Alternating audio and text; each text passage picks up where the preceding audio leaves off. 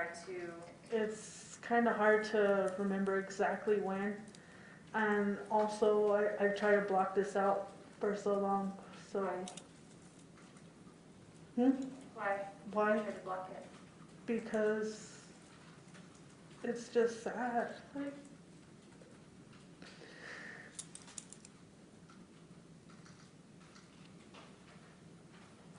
when this was happening,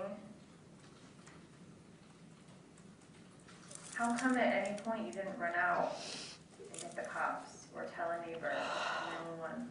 being that I'm a felon, no matter the situation, I would still be in the position I'm in because I'm a felon. They wouldn't believe the story I would tell. And automatically, with my run-ins with the officers or the law period, no matter what, I'm guilty. No matter what, I was going to come to prison. So it didn't matter if I got help or not. And at that point, I was afraid because I was threatened. And I didn't want nothing else to happen to anybody else. Because I seen he was real. He killed somebody, you know. So in all reality, the reason why I stayed is because that's my cousin. Is that why you helped? Yeah.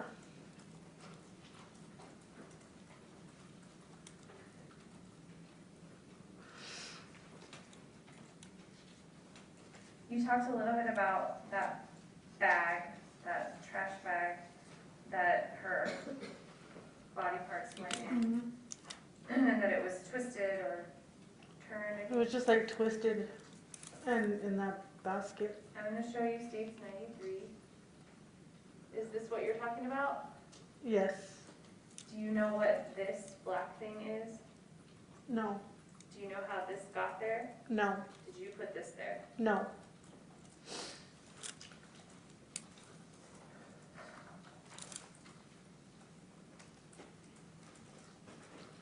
You talked a little bit earlier about putting clothes back on Victoria after you were or before you wrapped her. Do you remember what you put on her? I believe pink pajama pants and a pink top. I'm going to show you what's admitted as 169. Do you recognize this room? Yes. What room is this? That's Victoria's room. Do you recognize this container, this baby wipes No. container? Do you remember seeing that at all ever? No. Is that yours? No. Do you know how it got in this room? No, I don't. What about these books right here? Those are my books, but those were my purse. I don't know how they got in that room. Did you take those in this room at all that day? No. Not even earlier? No. Where did you have those books that day? Tell us each room they were in. They were in my purse. In my purse, I kept it either in Matthew's room or next to the couch. And then when you were writing?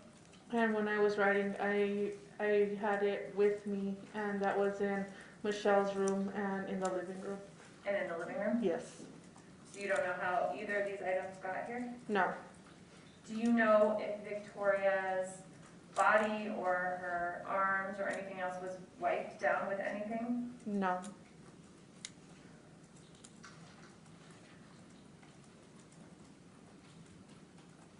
So once you discovered your cousin cutting her, tell me how your mental state shifted, or what happened? I just got so scared, like frozen scared. I didn't know what to do. I was just like on autopilot. I was just going with whatever was happening because I was just scared. Did you help him cut her in the middle? No. What did you do? I didn't cut at all. Did you let him keep going? No. Why not? Because I just figured it's a mess to cut up a body. Why don't we just get rid of the body? Not make a bigger mess. Did you take charge at that point? Yes. How so? How so? I cleaned up the crime scene. While you were cleaning, and when you say the crime scene, are you talking about her room? Yes. I'm gonna show you states 158. This might be a little bit of a glare, but is this the carpet that you cleaned? Yes. How big of an area did you clean? I would say about 2 feet by 4 feet. And did the defendant know you were doing that? Yes. What was his sort of role while you were doing that? He was in the room with Michelle. Were you both still trying to keep Michelle from finding out what happened at this room? Objection, leading. Rephrase the statement. What was his role in Michelle's room? To keep her from coming out.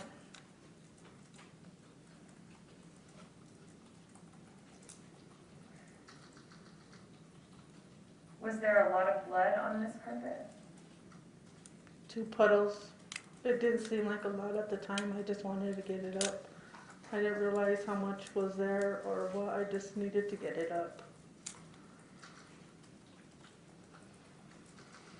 You said you were using a pole from the kitchen. Yes. What did you do with the stuff you were using? I rinsed it out and I put it in the sink, I believe. What about the knife? How many knives were there? I believe there was 2. What happened? Who had those? I took them all in the, I believe I took them into the kitchen with the bowl and stuff, but I'm not too sure. I can't really remember. Do you remember if there were any pieces of flesh on there? No, Did you clean them? no. Who cleaned them? He must have cleaned them when he left the room because I don't remember cleaning the knives. I remember taking the bowl back out, but not the knives.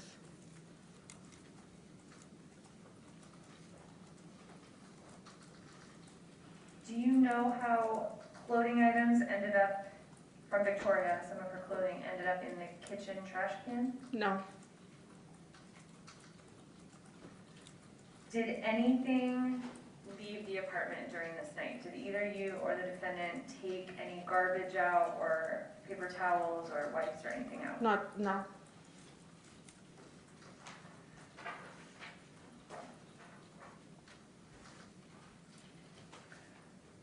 So once she's wrapped and put in the bathtub and you've cleaned the carpet, what was the plan that you had with the defendant? We were gonna go dump the body up on Cherie's Road, up in the Mesa. And what happened at that point? I lost it. Why? Why? The fact of everything that happened to Victoria, I just couldn't handle it mentally, and I was afraid of coming back to prison, and I felt I was gonna go back to prison, so I might as well make it worth it. And I was gonna kill Fabian and Michelle as well, Why would killing them make it worth it? because I was already gonna go down for a murder. Was there something that happened? When did you next see Michelle? Huh? When did you next see Michelle? When I hit her with the iron, Where was that? as she was coming out of her room, after I took Fabian's phone and Michelle's phone from them. Let's back up and tell us a little bit about that. So tell us about taking their phones. Where I were went- they and how did you take them? They were in Michelle's rooms, and Hang on 1 second. And Ms. Kelley? Okay. Ms. Kelley, you need to speak up a little bit, and I think it was better when you were kind of holding your mask. okay, like this. So they were in her room. What were they doing? They were just laying on the bed, and I asked for their phones. They kind of looked at me a little crazy, but they still gave them to me. And at that point, I put them in my back pocket, and I hit I went to go put them in my purse, and they were gonna come out the room, like kind of coming out the room. And I asked Michelle if she believed in God, and she like kind of looked at me kind of crazy, and I hit her with the iron. Where was your purse that you were going to put this phone? It was right next to the, there's a kitchen table, and it was right next to the kitchen table, like if I could just grab it and just, and go out the door. Let me show you states 82. Is this the purse that you're talking about? No, No? no, Did you put this purse in this laundry basket? no. Is that, which purse are you talking about? It was a Coach bag, a tan and brown Coach. So, they come out of the room, and how were you feeling? Why did you decide that you were going to kill her? Because that was the only way out. I was scared. I didn't know what to do. Do you know if she knew at that point that Victoria was dead? I believe I told her. Did that upset you? Yeah, because she didn't seem like she cared. And I don't know, I got really upset about it. And I started fighting with her, and Fabian took the iron from me and left the apartment. Where did you hit her? I hit her in the face. How many times did you hit her with the iron? I hit her about only once until Fabian took the iron from me. Did you hit the defendant with the iron? No, he grabbed it from me. So is this, if I can put on the record to remark this exhibit to 243. So say those numbers, so that we remember. Should I leave this? No, just say it for now. Okay, so we had inadvertently marked two exhibits as 206, so I'm going to relabel this chart as 243. So I'm going to show you this big chart, and I'm going to put a little chart that's exactly the same, just up here.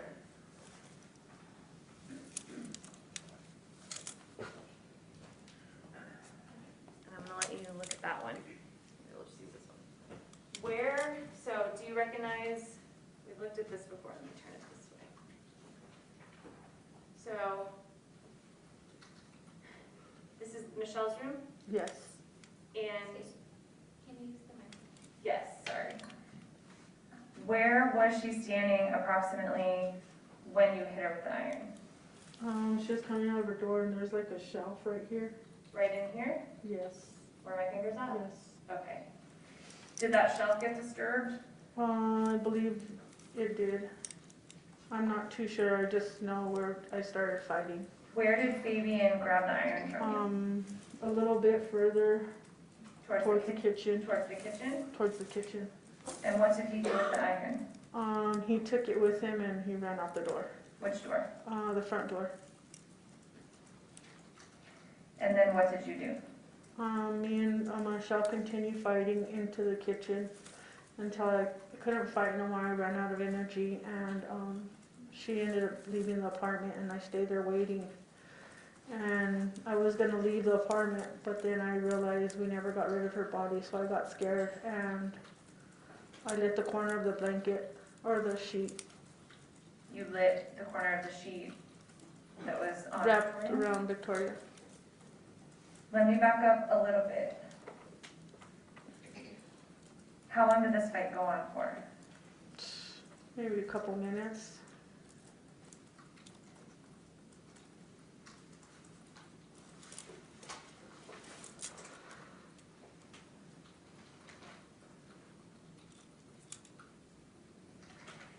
When you were, when this fight started, you said you thought you told Michelle that Victoria's dead? Yes. Did you think before that she knew? I kind of thought she knew because, like, what's going on, why does Fabian keep leaving, you know? But Michelle she just had a weird demeanor that night. Because I was sitting on the couch and I was talking to my mom, and she was just, like, watching me talk to my mom. So I didn't know if she knew or if she didn't know. So in my head, I thought she knew. Tell me about your level of intoxication at this point, or what's happening to you, kind of right around the time of this fight. When you come down from methamphetamines and you've been up for a while, it's like your energy, everything, you just drop. Like, I just ran out of energy. Literally, I just felt exhausted, like I could just fall asleep. And I was just exhausted. Everything that happened, it was just exhausting. I couldn't focus. I couldn't do anything else but just let go. When she ran out, did you gather anything up? Actually I did. I grabbed some CDs or DVDs or something that was right there in Matthew's room on a shelf. Threw those in my purse. I had the phones already. I had the anchors to the soul books, I believed in my purse. I grabbed the car keys, and I believe I got Fabian's wallet. Where were the car keys? The car keys were in my pocket. And then, is that when you set the fire? Yes. What happened then? I set the fire, and it seemed like it got real smoky right away. And the smoke alarm went off, and I started panicking. I took down, I think, 1 or 2 smoke alarms. And by that time, the officer was at the door. I opened the door to the officer, seen it was an officer, and shut the door, and that's when I slid off the second story. Why did you shut the door on the officer? It was just a panic. I guess it's a fight or flight mode. I'm afraid of cops, especially in a situation like that. I don't look at them as help. I look at them as a threat. Once you got outside, were you detained? I actually walked up to the officers with my hands out, and then I was slammed down on the ground and detained. Did you, once you were on the ground, where were you sitting? They picked me up and made me walk up to the, Well, before that, were you sitting down for a little bit? In the grass, do you remember? I was on my face in the grass. Do you remember, do you know if at that point you told, just right at the beginning, if you told the officers that Victoria was dead? No, Why not? I was afraid. What was your response to it? I was afraid. Did you tell them that there had been this other man that came to the apartment? Yes. Tell us about doing that. So from the time they stand you up and start moving you, tell us what happened. They asked me all who was in the apartment, and I let them know the guy. They're like, well, who? I didn't know a name, and they kept saying who. So I just said anything that came to my mind, and I said La Cote. And Can you say that slower? You said what? La Cote, What does that mean to you? like the crazy. And I knew that if I gave them a name or something, that they would actually get me up off the ground and let me just go ahead and book me. Did you go to the hospital? Yes. Did you tell anyone at the hospital about there being someone else? No. After that, I asked for an attorney. Do you remember telling them what they should do? Yeah, that they need to go out and look for the real killer. How come you didn't tell the police about this man asking for the defendant? Because I was trying to protect him. Why? He's my cousin. After you were arrested, did you tell your friends or family about what happened inside the apartment? Kind of, sort of, I did, but I've never told the story.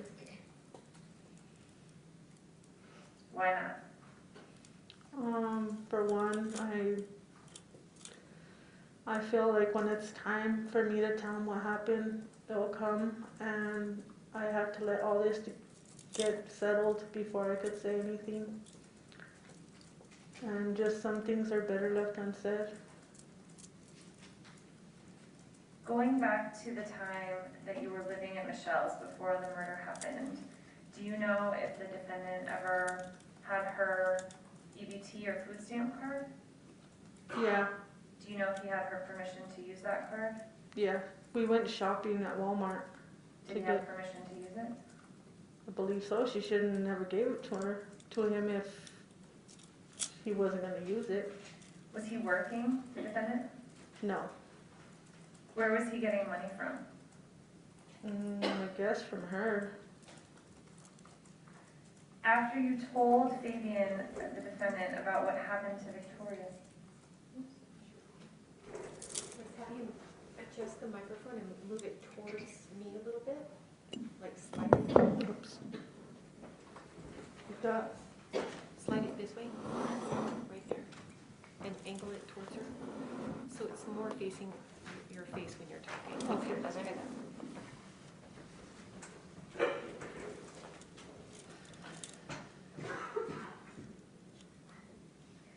After, you testified earlier that you told the defendant, pulled him to the side after you knew, when he came home, when you knew Victoria was dead, and that you told him what this man said. Do you remember that? Yes. What did he say to you? He kind of looked at me like, you're freaking crazy, you know?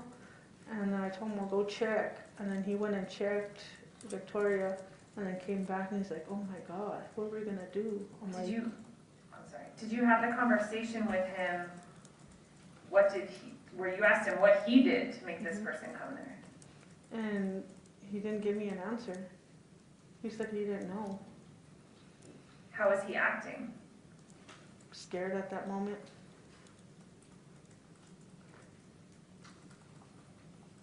When you went to the hospital, do you know if they did a drug test on you? No, You don't know? no. Your Honor, the state would move for admission of states 223. I don't believe there's an objection. No objection. 223 will be admitted. So may I publish this? You may. So, Ms. Kelley, this is your toxicology results that shows a positive for amphetamines. Is that a surprise to you? No.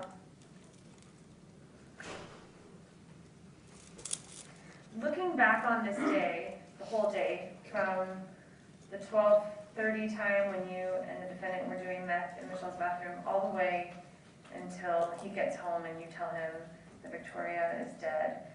Looking back, do you think his behavior was strange that day? Yeah, I don't know why he kept leaving and coming back. Why didn't he ask me to go with him or take me to my mom's? Or it was just like he just wanted me to be there. Did you find it strange the way that Victoria was left with you? Yeah, because I was never even told about it. If I was aware that I was watching a child, I would have tried to sober up or at least, you know what I mean? But I wasn't aware. I wasn't ever told to go pick her up from the bus stop. I was never told that she's outside playing. You know, if that was the case, I wouldn't be inside tweaking, going from window to door. You know, I probably would have been out there or had her come inside where I felt that she would be safe. Was Michelle around during the time that you were acting paranoid and talking about these things coming from the TV? Yes. May I have a moment, Your Honor? You may.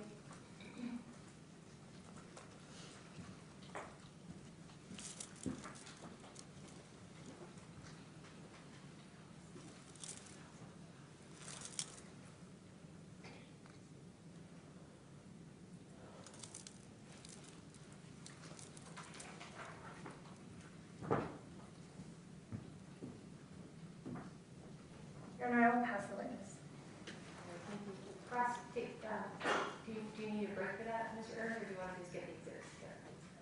Yeah, I could use a break to get the exhibits together. All right, we're going to take a short break so we can get everything together, and we'll bring it back in a couple minutes. All rise for the jury.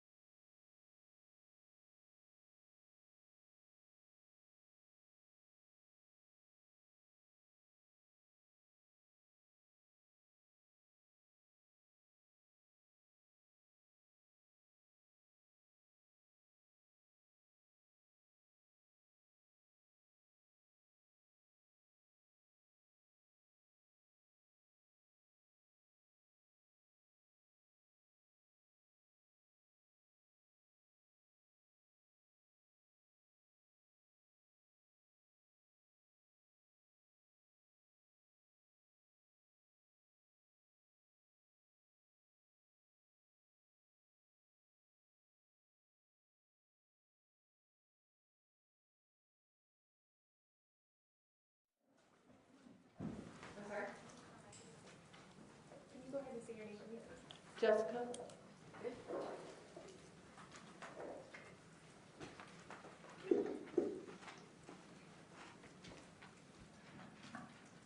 Ms. Kelley, yesterday you were emotional, would you agree, when you took the stand?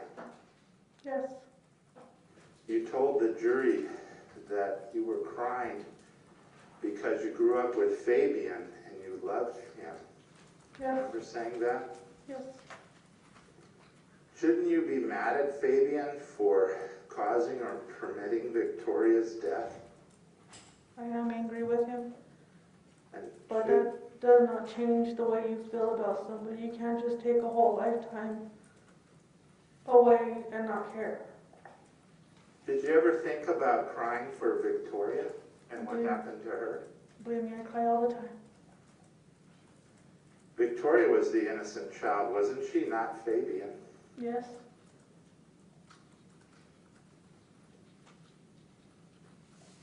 Your mom told you to do the right thing and come home, didn't she? Yes, she did. But if the Mexican man didn't really happen, the truth would mean 200 years, not 44, wouldn't it? I never said a Mexican man. Didn't you tell the police that this man had a Mexican accent? Yes, but a lot of people have different accents. I could have been wrong if it was Mexican or not, and I never said it was a Mexican. Okay. But if this man never came into the apartment, the truth would be 200 years, not 44, correct? No, because it would have never happened if that man would have never entered the apartment. We wouldn't be here today. Under your Victoria plea would be here. agreement, you earned 50% good time because your involvement in the child abuse was considered not violent, correct? Correct. And so that 44 comes down to 22 years total if you get your good time, right? Yes, that's all my good behavior. And 6 years of good credit so far. You're almost 6 years next month. Objection, Your Honor, relevance. Overruled. You basically have 16 years to go, right? I'm calculating more like 17. Okay, 17. Now, your testimony yesterday and today is not the first time you blamed your beloved cousin Fabian for this murder, is it? I didn't actually blame him, but he is a cause of it. If that man never came looking for him, that little girl will still be alive. Do you remember telling your mom that Fabian and Michelle got mad? Objection, hearsay. Response to hearsay. Confrontation, prior inconsistent statement. Affirmative.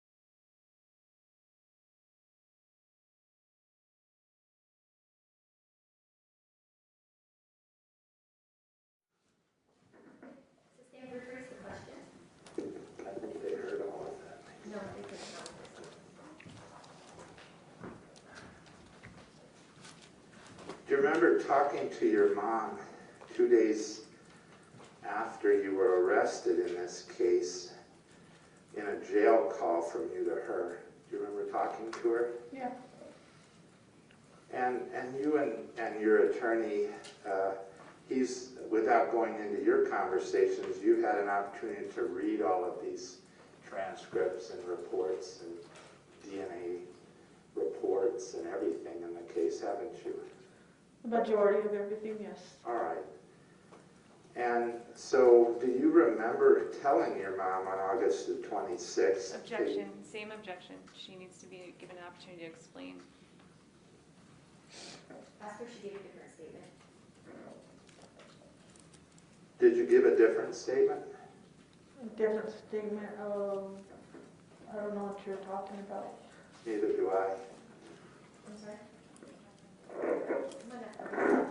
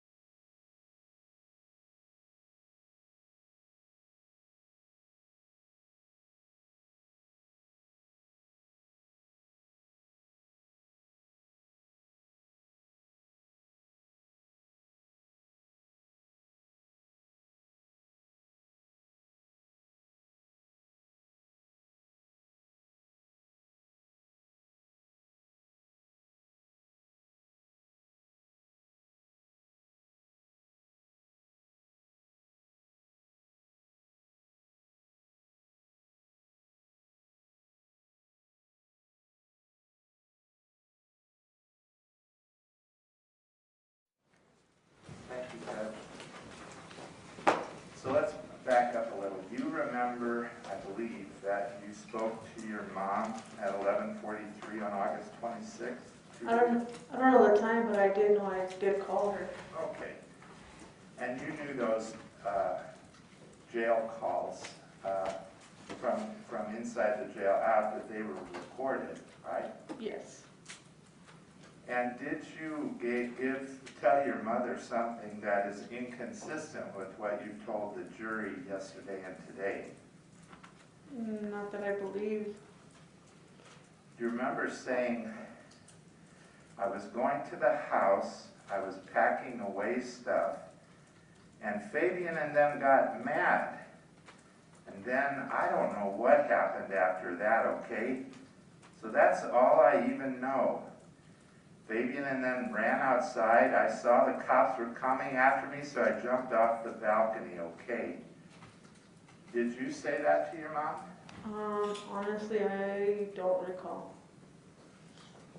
Well, If you could show me the transcript, to refresh my memory. It's been a long time. well, did you tell your mom that you didn't know what happened? Yes. All right. And why didn't you tell your mom that your beloved cousin wasn't the one who murdered Victoria? I didn't say anybody did. I didn't say anything like that on the phone because I know it was a recorded phone call. Well, I think you'd agree with me. You were not protecting Fabian when you were saying what you said to your mom, that you didn't know how it happened. You weren't protecting him, were you? I was protecting my mother. Your mother you were protecting. Yes. Now, do you remember talking to Roxanne Cordova when she visited you in the jail? Roxanne never visited me. You don't remember Roxanne and Sherry coming to visit you at the jail? No, because those two don't even get along. Did you tell Roxanne? Objection, Your Honor. May we approach?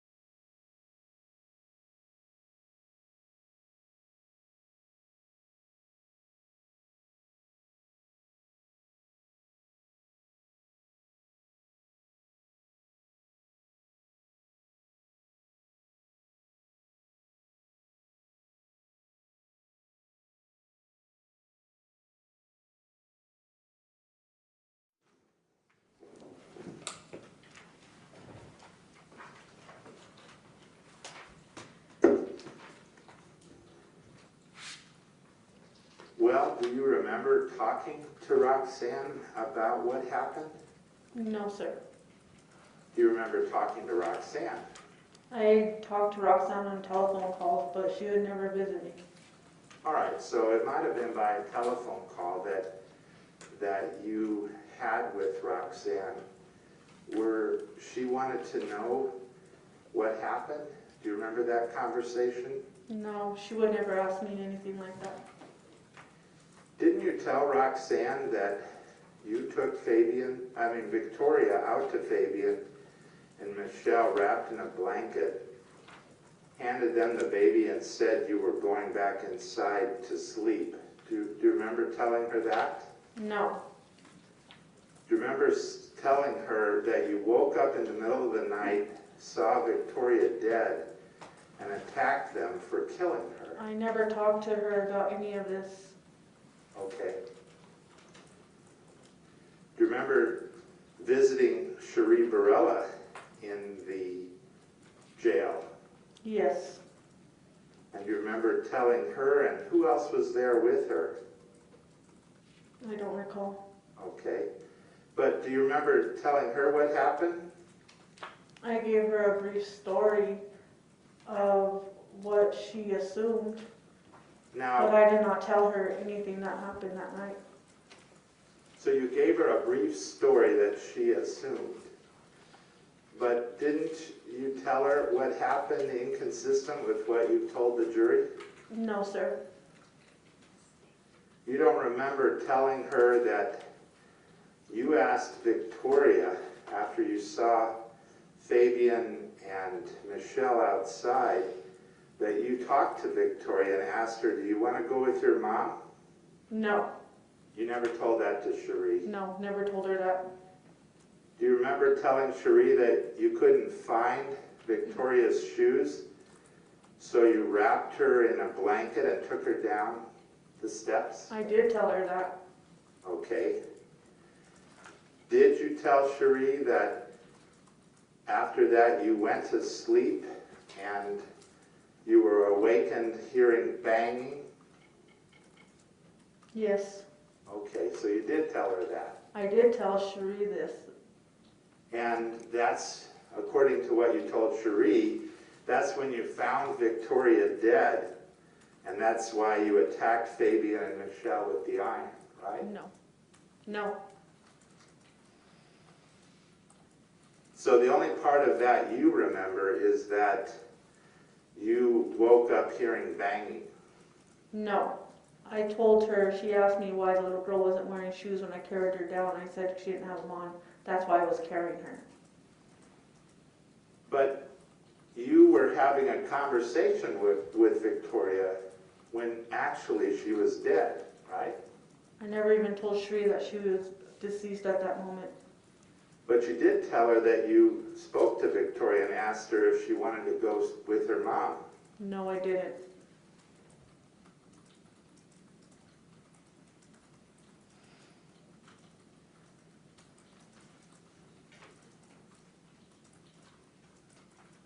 Now, when you were growing up with Fabian and his brothers, that's when they'd say, oh, chaos, chaos.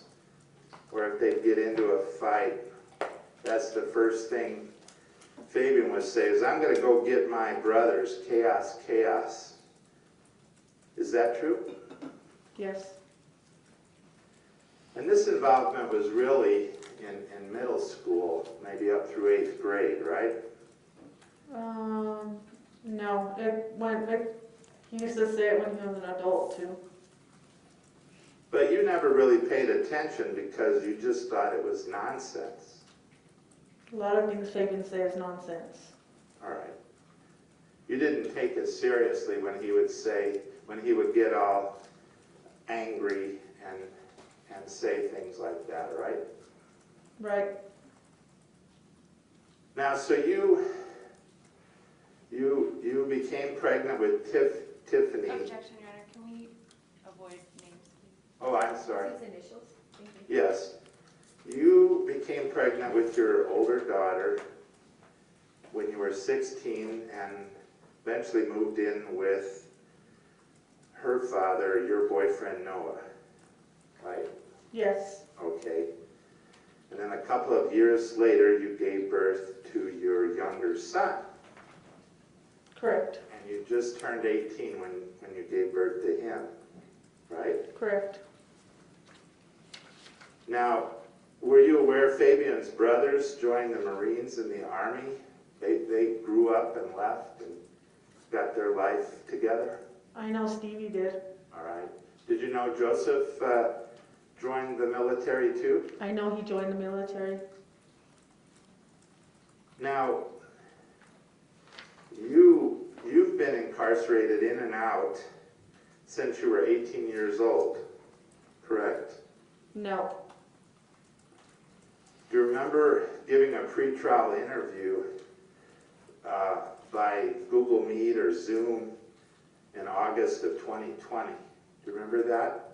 yes, And do you remember when Mr. Moya was asking you questions and you were answering those questions? yes, Do you remember telling him, page 32, line 8, I've been incarcerated in and out since... Objection, Your Honor. First, hearsay, and two, this is outside the scope of the priors. The first?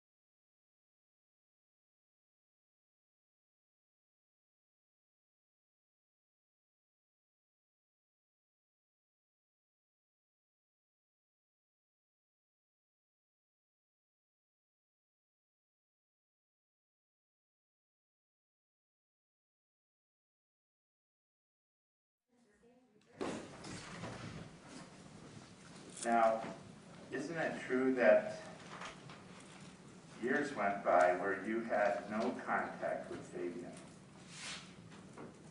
Well, I was incarcerated from maybe 27 to the age of 30. Okay. He never wrote to you? No, You never wrote to him? no, He never visited you? no, Family visited you, but he didn't, right? right? You never called him? Actually, I talked to him while I was in prison on a prison call while I was incarcerated for my trafficking. One time Maybe 1 or 2 times over those years? over those years. Now, you got out of prison on Monday, the 15th of August, just 8 days before Victoria's murder. Is that right? Believe it, yeah? Yes. Monday the 15th? Yes. And you had you took a bus to Albuquerque and Cherie picked you up. Yes. And you went with her and her kids to a dentist appointment. Do you remember that? Yes, I do. And then from there, you went to her mother's. Correct.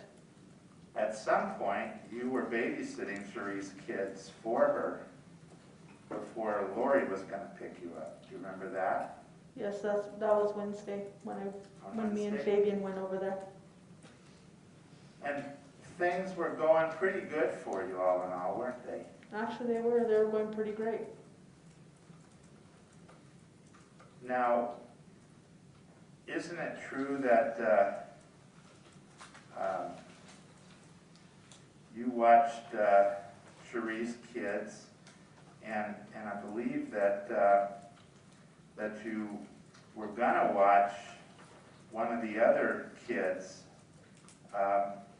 You were supposed that they wanted to come sleep with you at Fabian's, but you said no, you didn't really have a place for them. Do you remember that? Yes.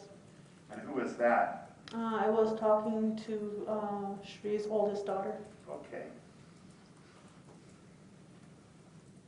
And Roxanne trusted you with her kids, even with your history using drugs, right? Roxanne only has 1 child. I think you got somebody confused because Roxanne doesn't even take care of her own child. Okay. Well, we'll come back to that. Now, David Chavez, that's that uncle, not by blood, but you call him Uncle David. Yeah. Now, the illegal activity, you sold him your old EBT card, right? Actually, I went over there with Fabian. Fabian tried to sell my EBT card to him for money for gas. Fabian didn't know I had money, so I never gave him my PIN number. I was going to pay him back. He got mad because I was going to give him the money back and I didn't want to give him the PIN. Now, this was your EBT card that you had even back before you were incarcerated, right? Correct. And you kind of swindled David because he bought the EBT card, but you wouldn't give him the PIN, right? Right.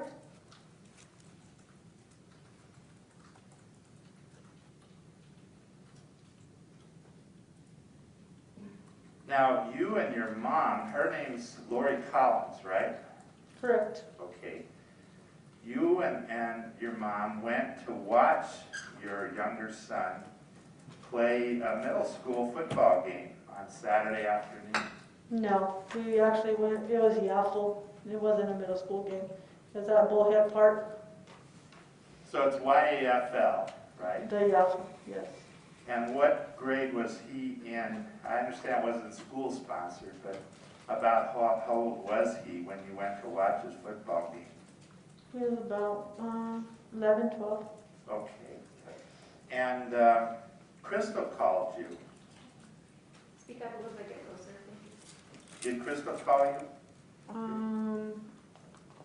I don't recall. Do you remember telling her how your son's team had won? Oh yeah, she did. She ended up calling and me and Fabian were talking to her.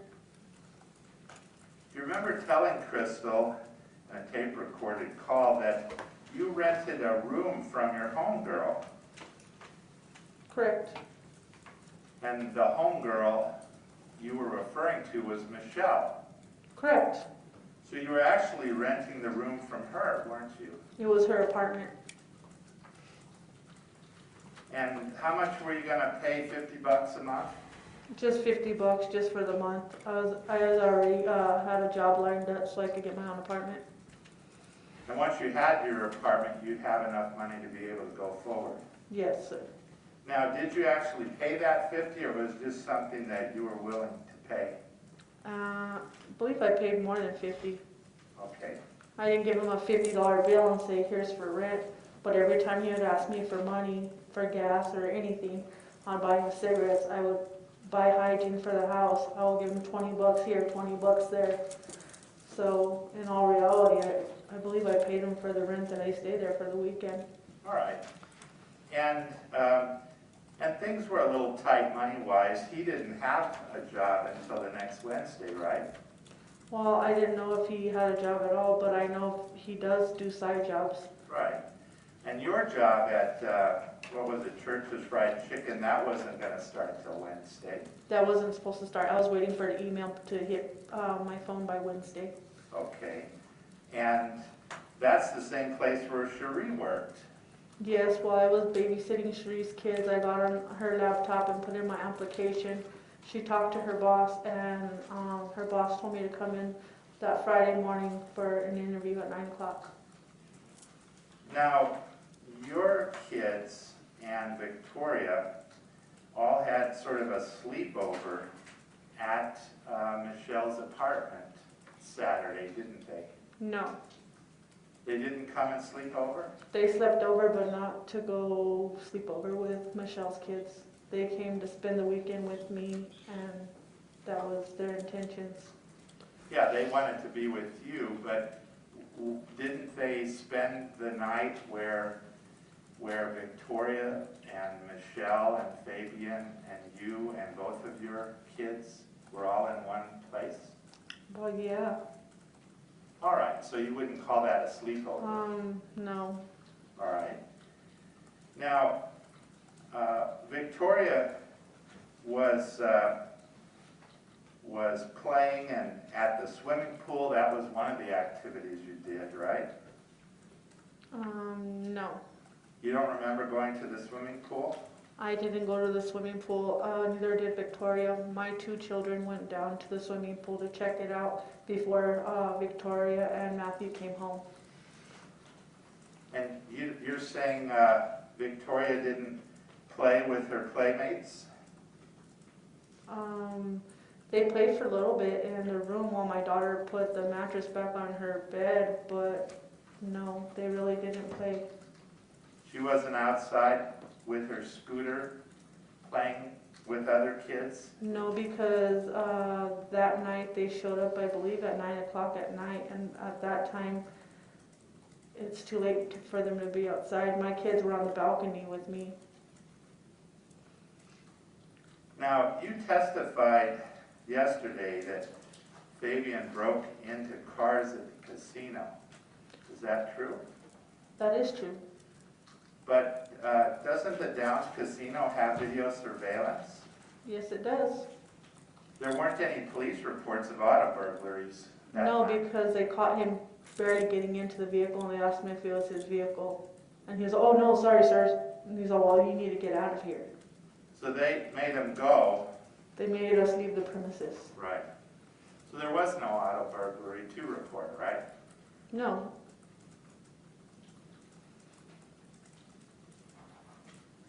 It was stopped before it happened. Now, does that attempted burglary have anything to do with the murder of Victoria? No. Well, not that I know of. Now, there was a barbecue in your honor, a coming home barbecue on Sunday, right? Yes. And everybody was pulling for you there, and even those who couldn't come. True? True.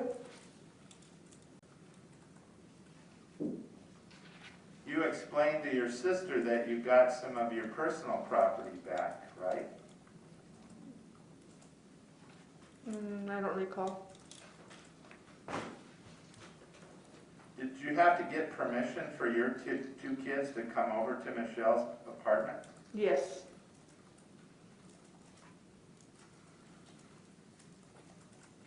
Didn't Amanda ask you if her daughter could spend the night with you at Fabian's? Yes. All right, so that's the person whose daughter was going to spend the night. But you explained that at least that night wasn't a good night because there really aren't enough beds or anything for her daughter to come, right? Correct. But Amanda would have been fine with you being with her daughter Yes. because you're good with kids. Yes, I am. You're very protective of them. Yes, I am.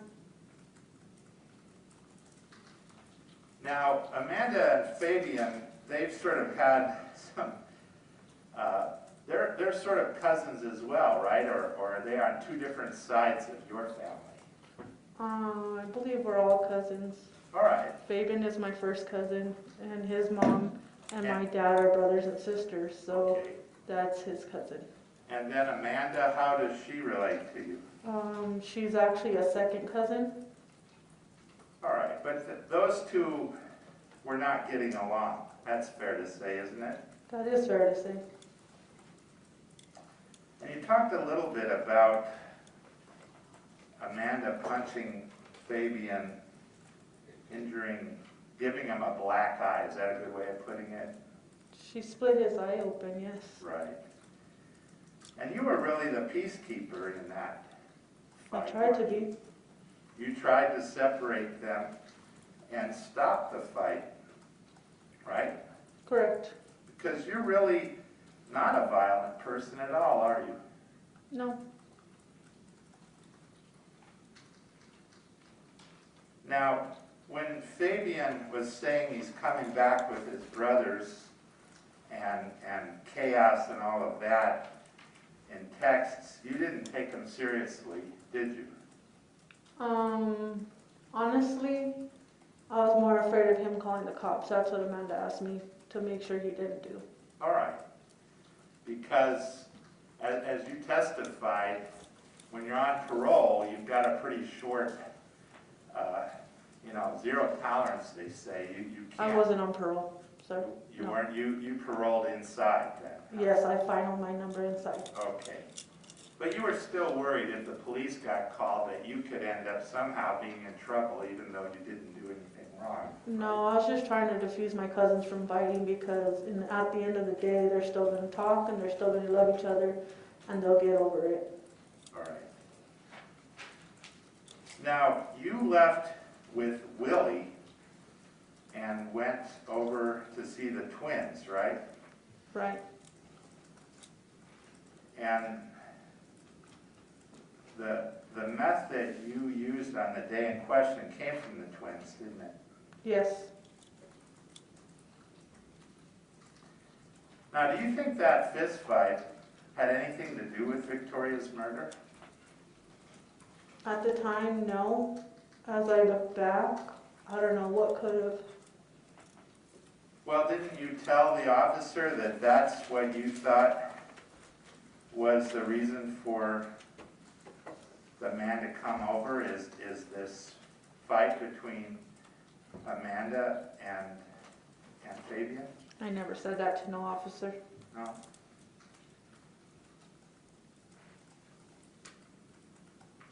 Do you remember being asked whether you talked to anyone about whether the drugs from the twins had bath salt in them? Remember those questions?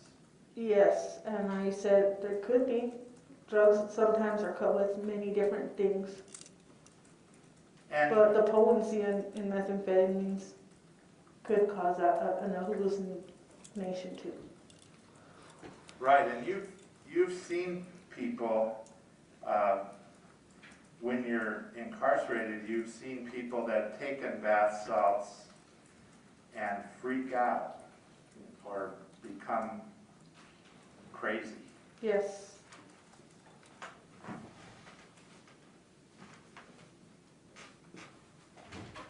Now, you've never seen Michelle use drugs, have you? No. She drank with Fabian on the day in question, but to your knowledge, she's never used drugs, has she? No.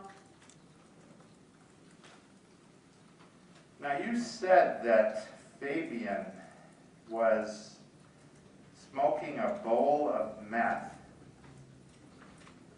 but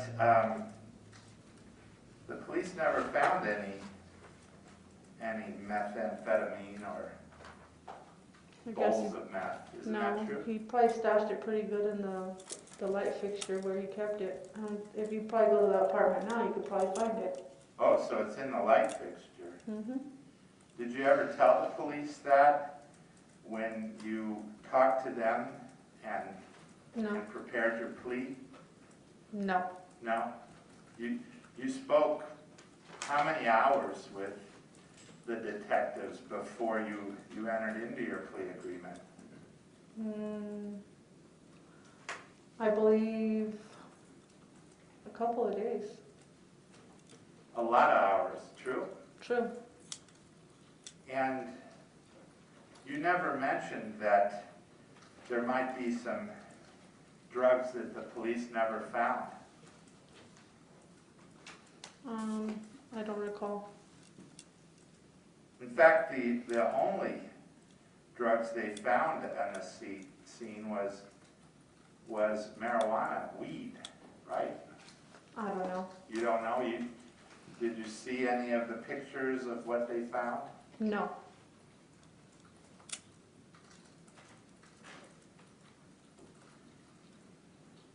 Now, you were, there's a hospital document that shows that you had a lot of meth in your system. Objection, Your Honor, to the characterization of a lot of meth. I don't know that Mr. Aarons can say that. I'll rephrase, thank you. You had over 1,000 nanograms per milliliter of methamphetamine. That was the cutoff level, right? I guess. All right. And that's what you remember from that day? Yes, but when I got arrested, I had methamphetamines on me because I got it back from Fabian and I stuck it in my mouth when I got arrested. So that could be the cause of the high level of methamphetamines in my system. All right, well, let's slow that down. Because I don't think you ever told the police that Fabian gave you something that you put in your mouth. He never gave me something that I put in my mouth. I put it in my mouth. I had it. You had the methamphetamine. Yes, I had the methamphetamine. And didn't you tell Detective Lewis that you got your methamphetamine from the twins, Willie and the twins? Yes, and then I threw it in the trash that day. Fabian took it out, and later on that night I asked for it back. So you get this meth that you were using too much of, right? I agree. And you're saying you put this meth, you threw it away. Mm-hmm. Now, why didn't you tell the police that in the 2 days that you were interviewed? I did tell them that.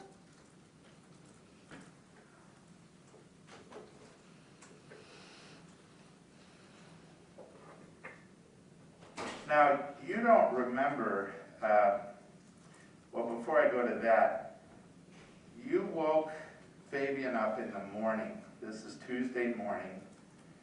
And you wanted him to talk to him while you were working on your book about the Bible and working with God, your relationship, right? Yes. And your conversation with Fabian was really about trying to get yourself and your children right with God, right? Isn't Him that- too. My Him- family. He is him my too, family. Everyone, right? Yes. And your mom taught you that when you're in trouble, you need to turn to God and ask for help, right? Right, And ask for forgiveness. right. You certainly weren't talking about doing something violent like dismembering a child or burning her body. None of those sorts of thoughts came into anybody's mind when you were talking to Fabian that day. No, they didn't. But It was when- really good things about trying to do right in this earth. Yes, Now, you don't remember picking Victoria up or being asked to pick Victoria up at the bus stop. Is that your testimony? that is my testimony. So you don't remember, or it didn't happen, that Michelle texted you and said, don't forget, in 10 minutes you're supposed to pick up Victoria. You don't remember that text. No, I never received that text.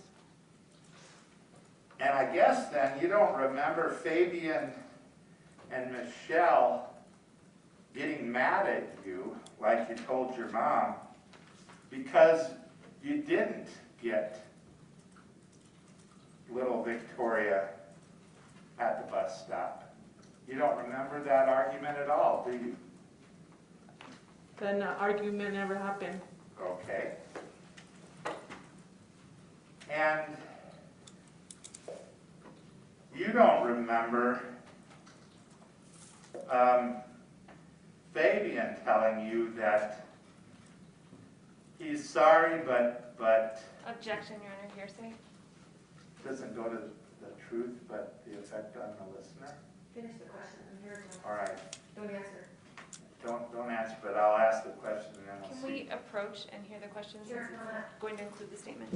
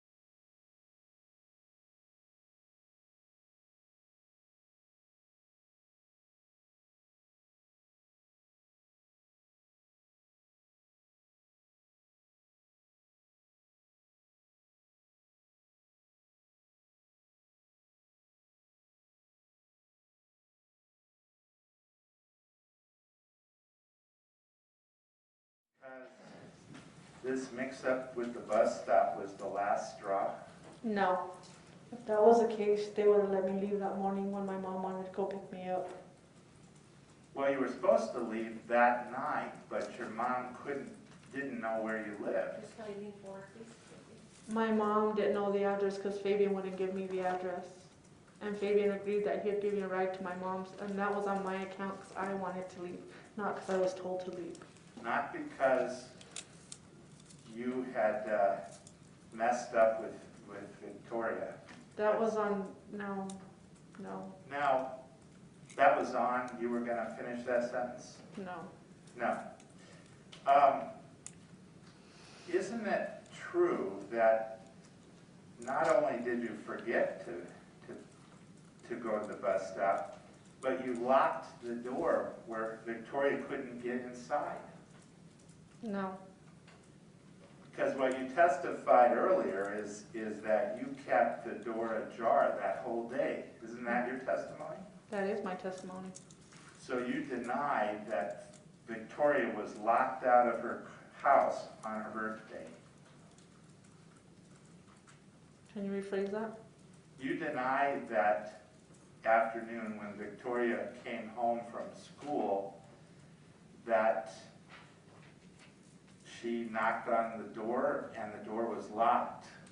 Well, if she would have knocked on the door and it was locked, I would have heard the knock. But the door was open, sir.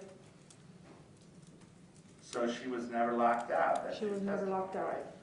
And what happened with her had nothing to do with your leaving. That's your testimony. What happened to her had nothing to do with me. Well, nothing happened to her, right? That's what you're saying. I don't understand. Can you please rephrase that? You deny that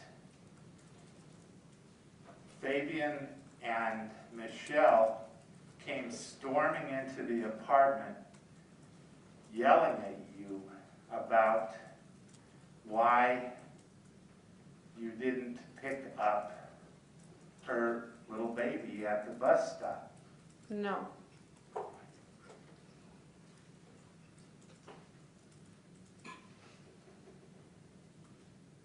Don't you have my phone records? My phone records will show that I never received her text.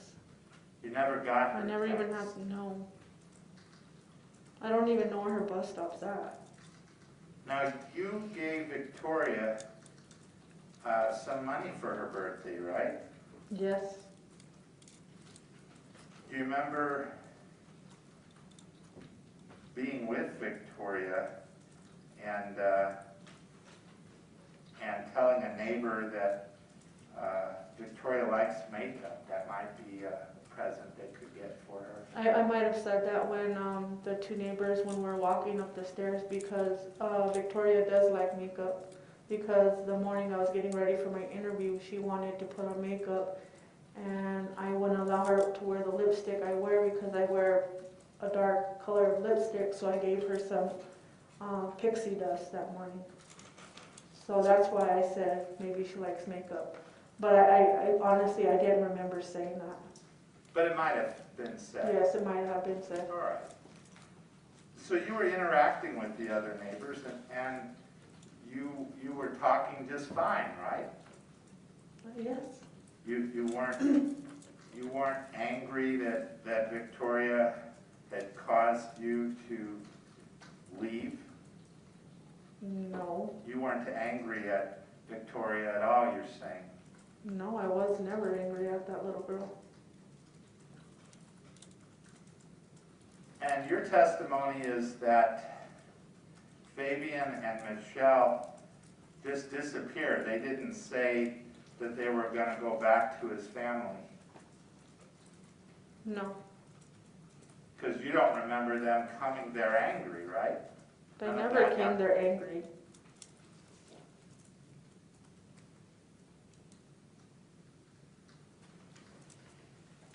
Now, Victoria was safe outside and on her scooter in her neighborhood with her friends, wasn't she? In your opinion, that you may think that she was safe, but in my opinion, I felt that she was unsafe being unsupervised. And she wasn't playing with no friends, she was out there alone. Well, there were some people, there were people that you talked to about makeup. They were out there, right? Those are the neighbors. And there were children her age playing outside, weren't they? I didn't see any.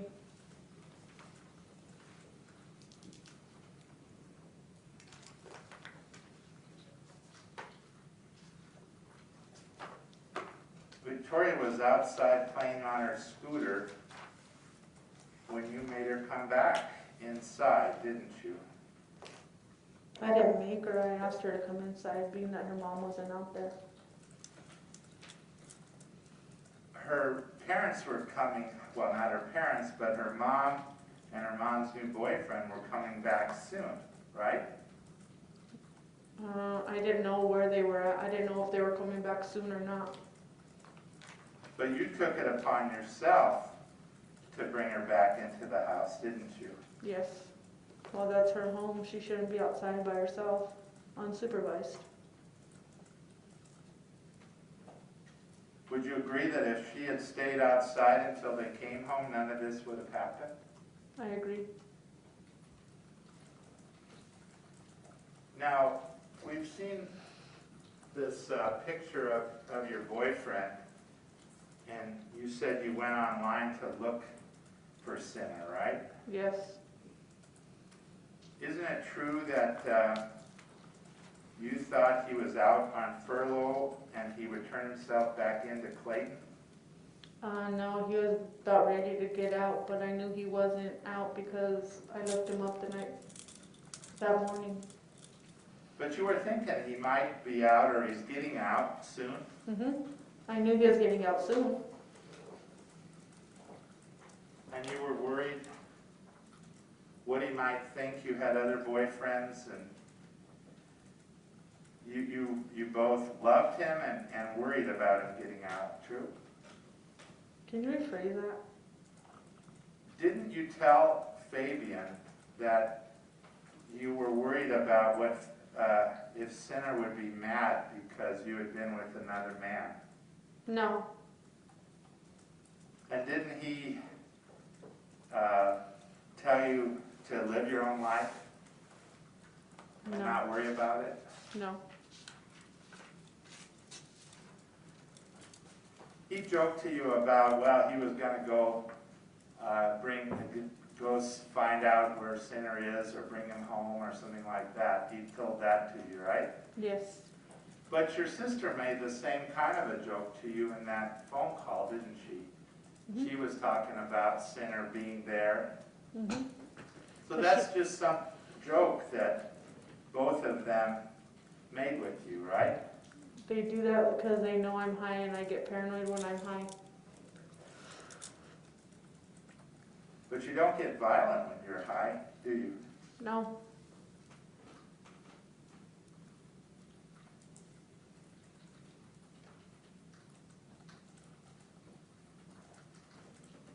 Now, you were worried about Sinner rolling up, not somebody looking for Fabian, right? Right. You had no reason to believe anybody was looking for Fabian. No.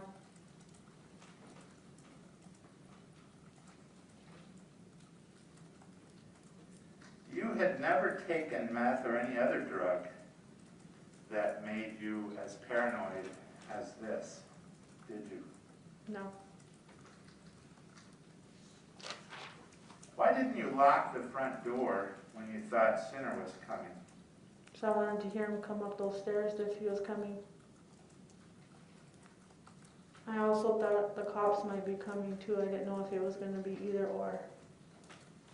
But I guess that's just my paranoia of being ran up on when I'm high. And you deny that the door was locked when Victoria came home, right? Right. It turns out Sinner didn't have his furlough yet, did he? He was in jail or prison when this happened, correct? Correct. So he wasn't the person who had a Mexican accent and came in the door, was he? It had to be somebody else. right? Well, I would recognize it if it was him. You would have known if it was I would have him, known right? if it was him. Now, you talked to your other sister, I think she's a sister, named Nia, right around that time too, right? Well, I call her my sister. She's really not my sister. All right, but she's close to you, right? Right. And you had a normal conversation with her, didn't you? Yes. Just like you had with your sister Crystal. True? That wasn't a normal conversation, sir. The one with Crystal wasn't normal? No. Well, you're talking about she needing money in her commissary, and you put money in her commissary before, right? Yes. And she gave you some contacts, and you wrote it down on the back of your book, people to call and what their names were and everything. True? Yeah. I was doing favors for the other girls because I know how it is to be locked up. Sometimes you can't get a hold of people, so, you know, that's just what you do. You just look out for people sometimes. And you talked to your mom on the phone as well that day. Yes. I talked to her twice. Now, as I understand your testimony, a stranger killed Victoria, not you. That's your testimony, right? Yes. Do you remember when, right when you were arrested, you were asked, who else was in the apartment with you, and you said another guy. Remember saying that? Mm-hmm. But you were Yes. referring to Fabian, not to the stranger, right? No. I would have said Fabian. I wouldn't have said another guy. Well, you said he took off, he started to wipe blood off, and I started panicking. Did the stranger wipe blood off, or did Fabian in the middle of your fight? I fabricated that because the officers wanted to know something, so I gave them just something so they'll leave me alone. So you fabricated the story about the other guy wiping blood off. Is that right? That didn't happen. That did not happen. And he asked for the name, and you said, I don't know his name, they call him Lacote. You remember saying that to the officer? Yes. Now, who calls him Lacote? Well, you said they, well, what, somebody must call him Lacote. I just said that so the officers will just arrest me and just leave me alone. All right, so, because I was trying to figure out, how did you know the man's nickname if you'd never seen him before? Correct. So it's just a lie to the police. You didn't want to tell them that there's somebody murdered this child and it wasn't you. Well, I let them know that there was another man and they kept persisting, so I gave them what they wanted. You just gave them what they wanted, right? Yes. Now, you refused to give a statement to the police, which was your right to refuse, right? Right. Now, about 2 years later, there was a press conference about your case. Objection, Your Honor. You wait for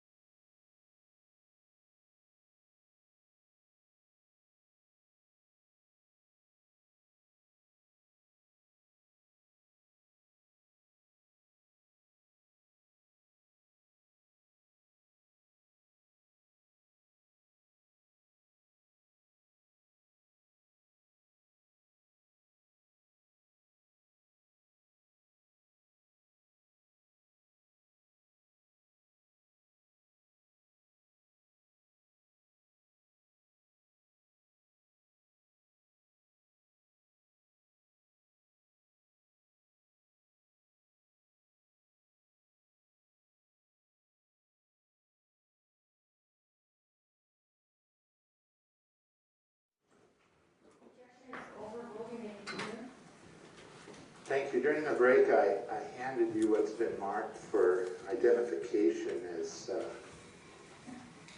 H1, H, defendant's H. Do you remember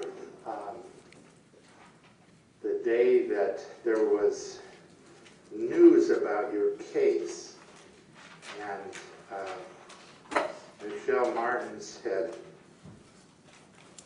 taken a plea and they were filing a complaint against someone else? Do you remember that day? Yes, I do. And you were in your pod, I think it's pod 5, cell 6. Yes. And you had a TV in there and you were watching this news event about your case, right? Yes. Now, you didn't know at the time that Detective Lewis had wired your pod and captured what you had to say. You didn't know that, did you? No. And basically what the news was is that they were going to, they had or were filing a complaint against John Doe, an unknown man whose DNA was found on Victoria's body. That's what they were telling everybody, including yourself, right? I knew about it before the press conference. Okay. But that's the first time the public knew, right? Right. You knew about it because you had read the most of the papers that were in your case. You knew that the DNA, that there were DNA reports, right? Right. And so, if we look on page 3, I'll ask you, do you remember saying, Quavo, hey, Roy Ball, I'm on the news today? Do you remember that yourself, that you were talking to your friend, Roy Ball? Actually, that was a CO. Oh, it was a CO? Yes. Okay. And an inmate said, that's it, girl. Objection, Your Honor. Not for truth and that, sir. Thank you. That's it, girl. Something like that. Do you remember anybody else talking about, hey, you're on the news, you know, that's it. Yeah. All right. And you explained it wasn't really your case, but the mom had taken a plea, and she got effing 12 to 15 today. Remember saying, I don't know, were you talking to the CO or the other inmates? Who were you talking to? I wasn't talking to the CO, I was talking to another inmate. All right.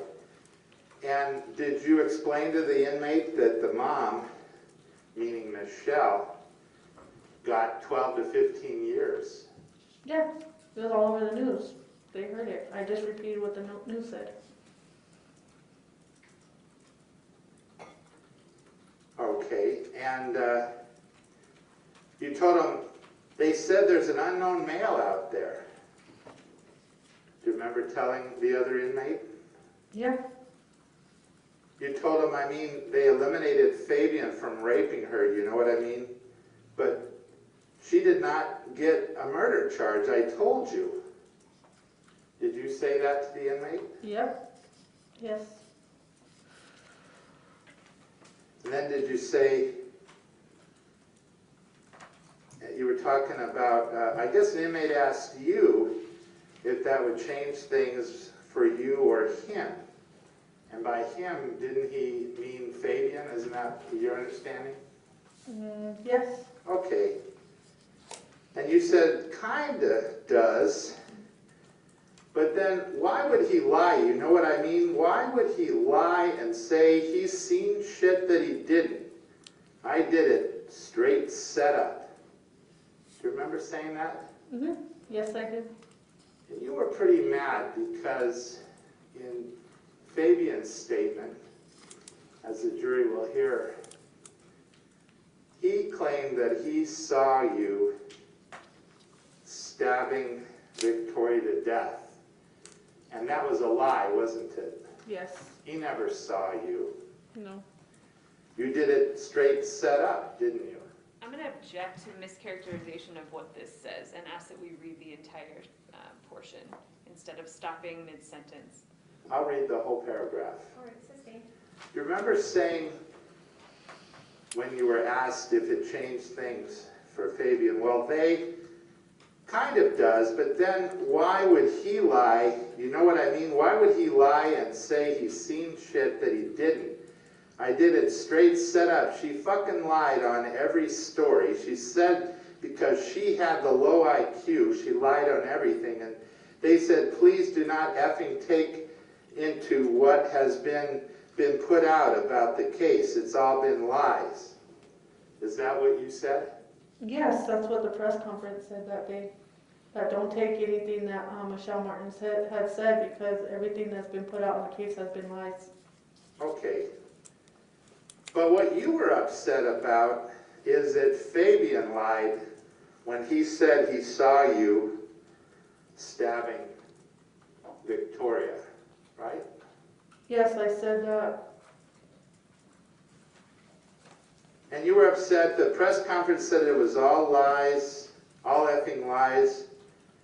She's lying because she's a people pleaser, and being that she has such a low IQ, she said whatever people wanted her to say. You're talking about Michelle there, right? Yes.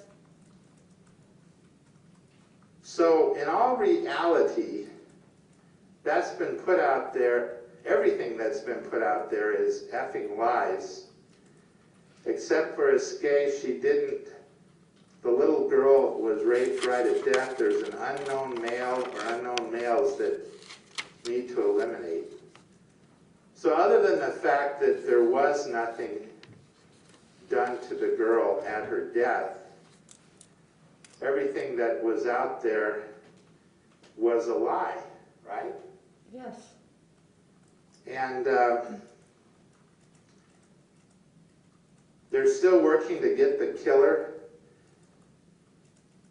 And that scared the F out of you because they're going to say more than one person killed her. You know what I mean?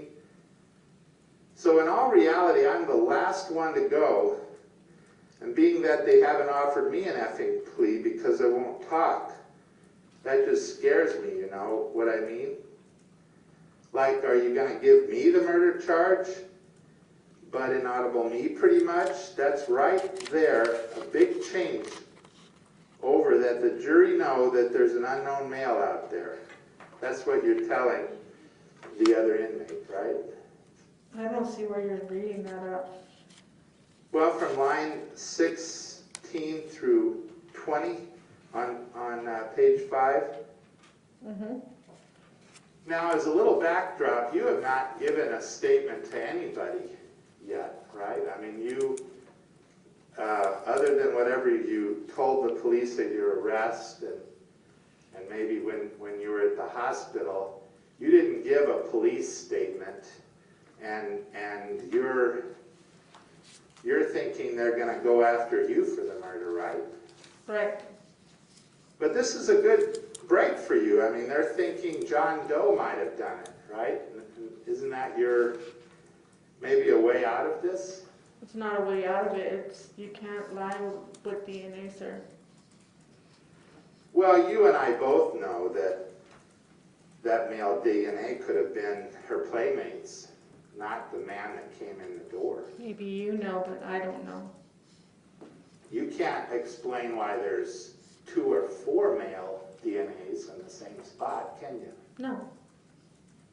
And in fact, the officer asked you if more than one person came in the door, and you said, nope, only one, right? Right. So you were asking this other inmate, come on, what would you think just from hearing that?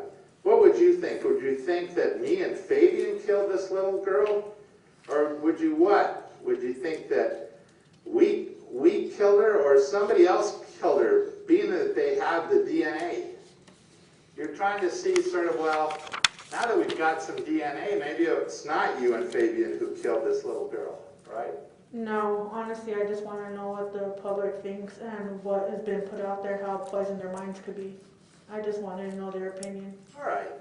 So this was sort of somebody who saw that evidence. Well, what do you think now that you heard there's some DNA out there?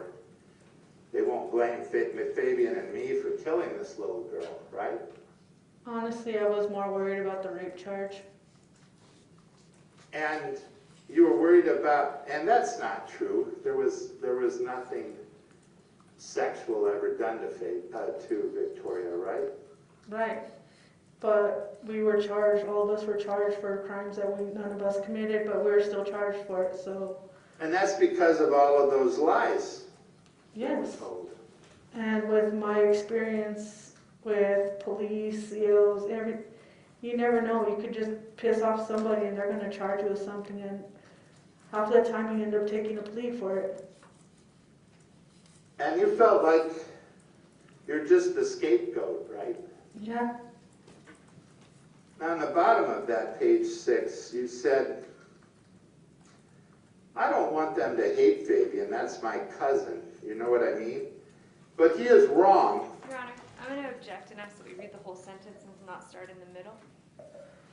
Sure. I thought maybe they could do it on redirect, but I'll read the whole thing, Judge. All right, thank you. So the unknown inmate says, yeah, inaudible, hard inaudible. You don't think, okay, yeah, that was just a big thing, just to let the effing public know that there's an unknown male. I, inaudible, you mean like? I'm want. I wanted to tell my family so bad, but boom. Now my family knows, you know what I mean? Like, I don't want them to hate Fabian. That's my cousin, you know what I mean? But he is wrong for effing lying on me. You know what I mean? He effing gave them an open gate, opened the door for them to effing take my life.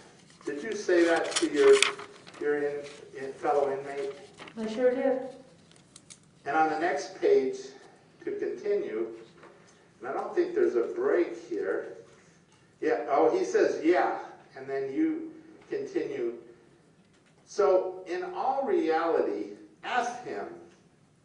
But I'm pretty glad he ain't going to be raped while he's in prison. You know what I mean? But yet he is dead. He effed. Even my husband's a big MF in prison. He did? He done effed up. You know what I mean? What did you mean by that? Exactly what it says. That basically Fabian isn't going to be raped in prison. He's going to be killed in prison. Right? Objection, Your Honor. That's speculation and not what the witness said. No. Give your interpretation of it. Yeah, what did you mean? My interpretation is, thank God he ain't going to be raped, but he's dead to me. Fabian is dead to me. As of right now, he's dead to me. But you didn't say he's dead to you. You said he is dead. He effed. And even my husband's a big MF in prison. Were you referring to John? No, he ain't my husband. I don't have a husband. Okay, but some big MFs are going to take care of this, right? No. That's not what you were saying? No.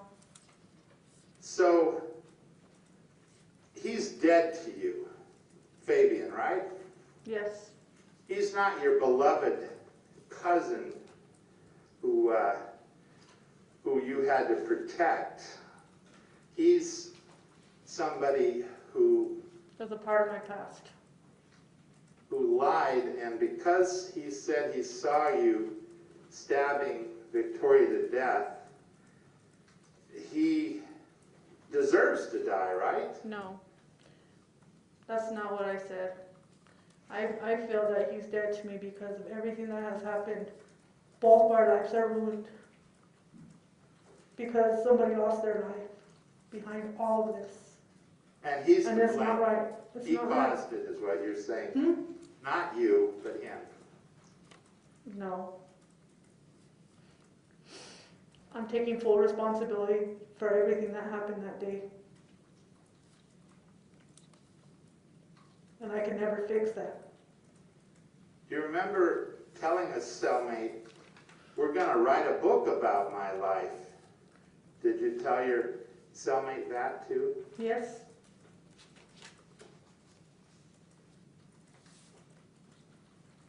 Why not? I have a bunch of time on my hands, I could write a book.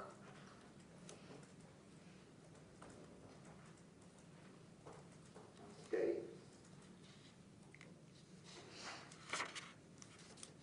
Let's see. So that's when you changed your story. Objection, Your Honor. Put on your mic when you object, you come out. Sorry.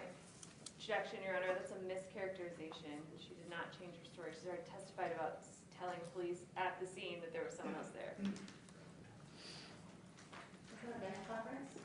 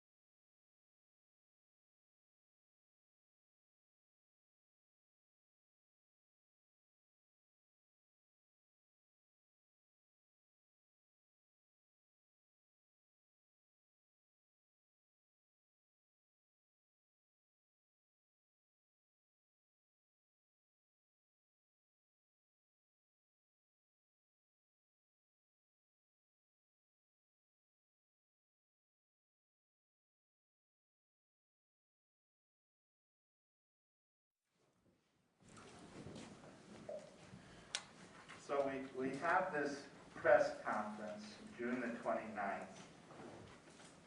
And then in August, you give the first of several statements where the police officer, your attorney, the district attorney, everyone's there, and you're telling them, for the first time, you're telling these people that a man came in and said and did what you're saying today, right?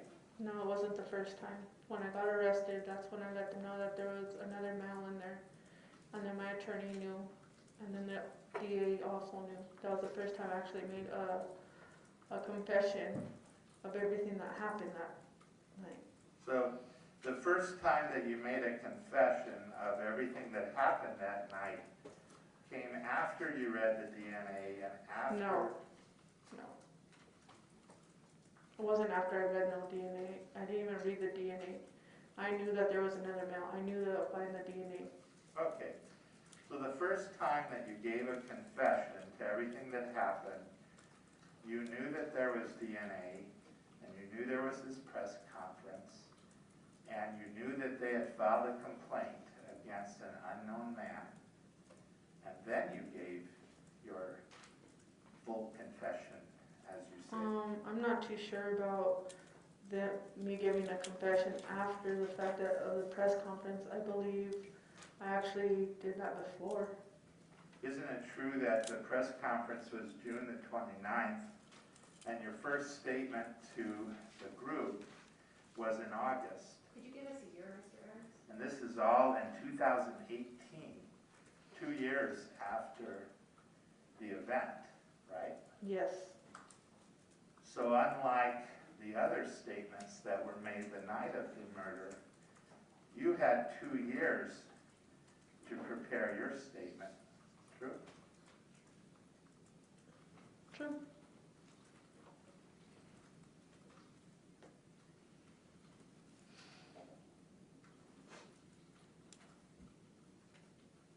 Now, let's talk about this man. You're saying the front door was unlocked and Victoria went in her room. Did she change her clothes into her pink pajamas?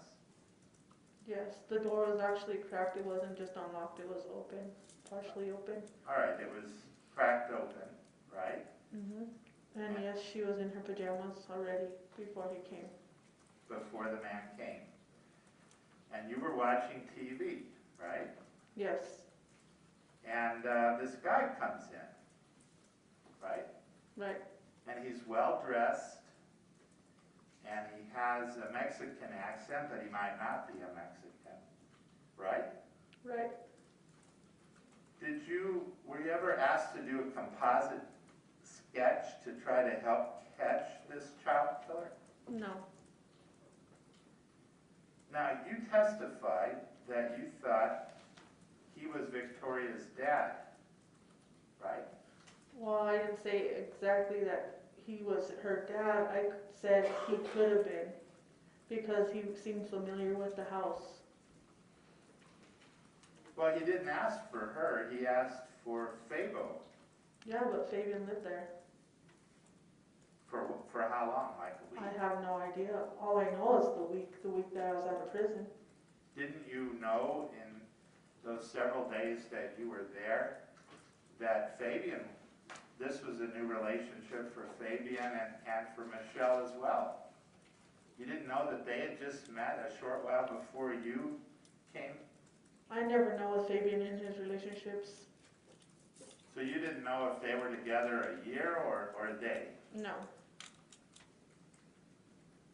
Why did you think he was Victoria's dad, of all people? I didn't think he was her dad. I said he seemed familiar. He could have been her dad, for all I know. He never said he was her dad, did he? No. He never called her by name. No. In fact, you didn't mention her name either. No. You just said me and the little girl. I just said me and the girl, yes. Now, who even knew Fabian was living there? didn't really want everybody to just know where he lived, did he? He just didn't want my family knowing where he lived, but apparently he wanted people to know where he lived because he wanted to took in that other guy over there.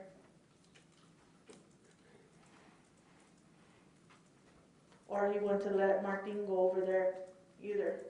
So Martine went. Hmm. Now, He gave Martin the you address. had your cell phone then, didn't you? Huh? You had your cell phone. Yes. Why didn't you call Fabian and say, hey, there's a guy here looking for you? Because I figured he's going to be coming home anytime soon. And he just got a new phone, and I didn't really have Michelle's phone number programmed in my phone. Did you ask Victoria if she was dressed? No.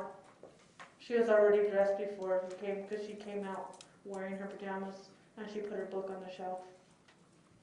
So she was wearing pajamas, so you know she was getting ready. What time was her bedtime? Do you remember? Wasn't it 8 o'clock on school nights? I don't know. I don't know her bedtime. Okay. But you didn't ask Victoria, somebody's coming into your bedroom. No. Did you ask Victoria to come out to see her dad? It wasn't her dad. Objection, Your Honor. This is Dave. She said she thought it could have been. Rephrase the question. Did you ask Victoria to come out to see this man? No, I didn't. Did you ask Victoria if this man was her dad? No, because as soon as I said that girl, he nodded and went straight, like, right to her room. Did that concern you a little, that this No. man went into a 10-year-old girl's bedroom? No. In fact, your testimony is that you went out on the balcony and smoked a cigarette for, what, 5 minutes or something? Yes. But the balcony is a glass door. You could see right through it, and the door was open, so I was looking in. I didn't see anything out of the ordinary. Did you hear any screams or struggle? No. So the man comes out and says, you and Fabian got a mess to clean up, right? Right. Well, what mess? There wasn't any blood or anything if you're choked to death. Right? There wasn't a mess, really. No, a mess. How I took it was a body. Okay, That's a mess. a body. Now, you've testified that one of the reasons you kept quiet was because you didn't want him to kill your family, your children. Remember saying that? Yes. How did he know you had children if he doesn't even know who you are? I don't know. Maybe he just made the idle threat. How did he know where your children live? I didn't know that at the time because at the time I was at Michelle's. I didn't know if he did actually know. If you have a threat like that and there's a dead body, they're gonna take that threat serious, wouldn't you? Now, you saw outside that the man wasn't around first, before you saw her body and took her pulse. That's your testimony, correct? Correct. Why didn't you call 911? Because I was afraid and I was already threatened and I wanted to wait until Fabian got there. What could I do? How about your mom? Couldn't you have tell your mom to be careful that At this man's the coming time, after you? I thought it was the best way is just to wait until Fabian got there. I mean, most people see a young girl, they'd scream. Did you scream? No, Did you give her CPR? no. I don't actually want to touch her. I got scared because she was already blue. She was already blue. How many minutes from when you last saw him go in there till when you saw her there? Just a couple of minutes. So, wouldn't you, if you're not gonna give CPR, wouldn't you bring her out on the balcony, the front, out past the front door and, help, help, she's not breathing? Not with the threat that I was given. There wasn't anybody there. He'd gone, you said. How do I actually know that? Because you saw, you looked outside and he's not there, right? Yeah, but at the time still I wasn't in my right state of mind. Now, nobody else saw him either, did they? No, There were 4 kids on scooters and people, grocery and adults, and somebody parked in their car. Nobody saw this man come or go, did they? oh, I don't know that. Well, in the papers you read, did they find anybody that could? Objection, Your Honor. This is Dave. You're safe. There was Make sure a- you use the microphone. Sorry. Let me show you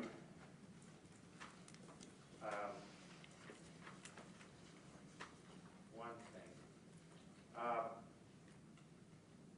Did you keep the television, and I'm going to show you Exhibit B here. Did you keep that television on all night so that Fabian and Michelle wouldn't know what had happened and what you were going to do? No. Did you keep the television on? I believe I kept it on with no volume.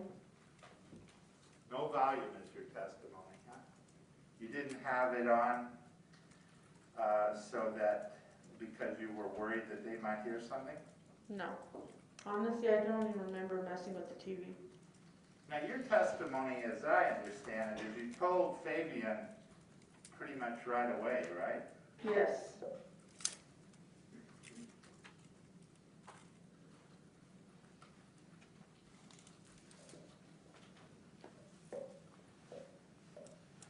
Now, did you throw her school clothes, which I'm showing you Exhibit 40, did you throw her school clothes in the trash? No. You didn't put it into Exhibit 35? No. Because whoever did that must have been pretty angry at her to put her favorite school clothes, the clothes she wore on her birthday, into the trash, right? Right. The unknown man, he didn't throw that in the trash, did he? No. And you don't know how it got in there. No. I'm wondering if somebody wanted to get rid of the clothes that she was wearing because it might show DNA during the struggle. Do you think that was a thought? No. No? Because after all, the man didn't throw the clothes in the trash, so he might have left DNA if he struggled with her before she died, right? You don't know. How about yourself? Would you have had any DNA on her clothes? No, because I didn't do nothing to her. You didn't do nothing, so there was nothing to hide for you, right? No. Fabian, too, he wasn't there when this happened, right? Right.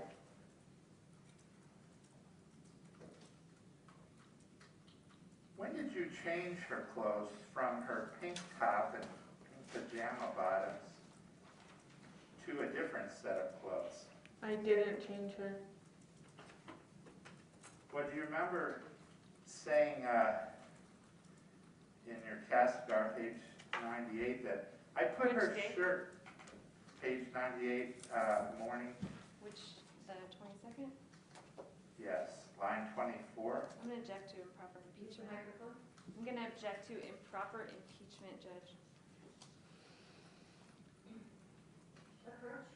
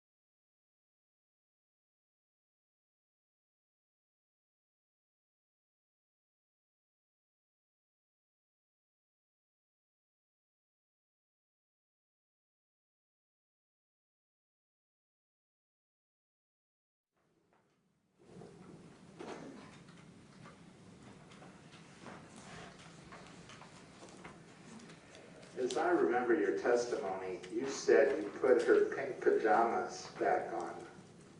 Is that what you had said earlier today? Yes. And you said earlier I put her shirt back on. Is that the same thing that you're talking about? I said I put her clothes back on. Okay, her clothes. But isn't it true her pink pajamas are missing? I don't know. You don't know. Well, you know about the garbage bags that were underneath her body before she was dismembered, right? While she was being dismembered, yes. And there was a lot of blood. All of her blood was on those bags and the clothes that she had. No. That were on the ground. No. It was just on the bags and on carpet. Well, you threw some. You threw things on the ground, didn't you? Like 151? Yes, I emptied a basket. And didn't you clear out her closet, ripping clothes off the hangers to make a nice pile of clothes? No. No. And didn't you get rid of the pink pajamas and bloody clothes? Didn't you drive away in Michelle's car and look for a place to get rid of it? No. I never drove Michelle's car. And I never got rid of no bloody clothes. You had her keys. After the fact, What fact? after everything happened, I got the keys off the door thing when I was going to leave at the end of that night. Right before the police showed up. You know, everything that you had, everything that was done, you said Fabian did all of that to her because he didn't want it to look like you guys were involved. Do you remember that? Yes.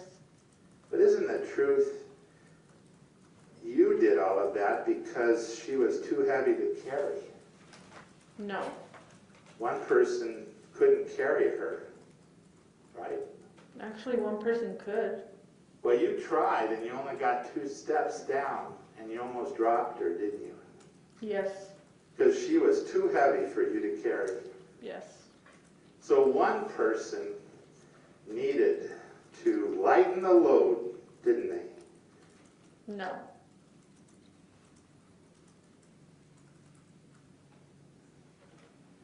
And you don't know what happened to her pink pajamas. They just disappeared as far as you know. As far as I know, she was wearing them.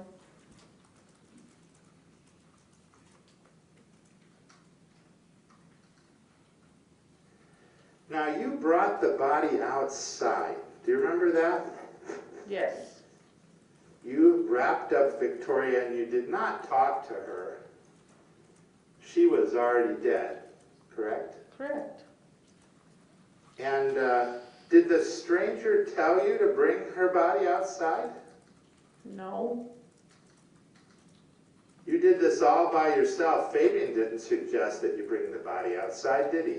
No, he didn't even know she was deceased at the time. Right, you did this yourself then, right? Right. This was your thought, right? Right. Why did you bring the body outside? Weren't you trying to get rid of it? Well, that's what the man told me to do, but I was waiting for Fabian. Being that they pulled up, I was going to just run out to the car and leave with him. Run out to the car. But then I second thought it because I didn't know if that guy was still out there. Okay, so you were going to take the body down the steps, get in the car. Did you even know they were outside when you came out? That's the reason why I went out there, because I heard their car radio and I looked and I seen them outside. All right, so there's Fabian and her, and they're playing music and acting crazy down in the car, right? And you're going to bring the body out in public with, there were kids out there, right?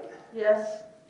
And there was, I think, a woman passing by you into the other apartment with her groceries. Do you remember her? No.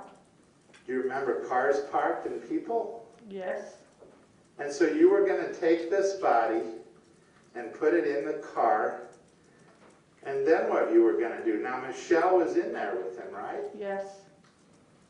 And you were going to say, what? Oh, by the way, this man killed her. Yes. But you turned around, and did you smile at Michelle like she was asleep? No.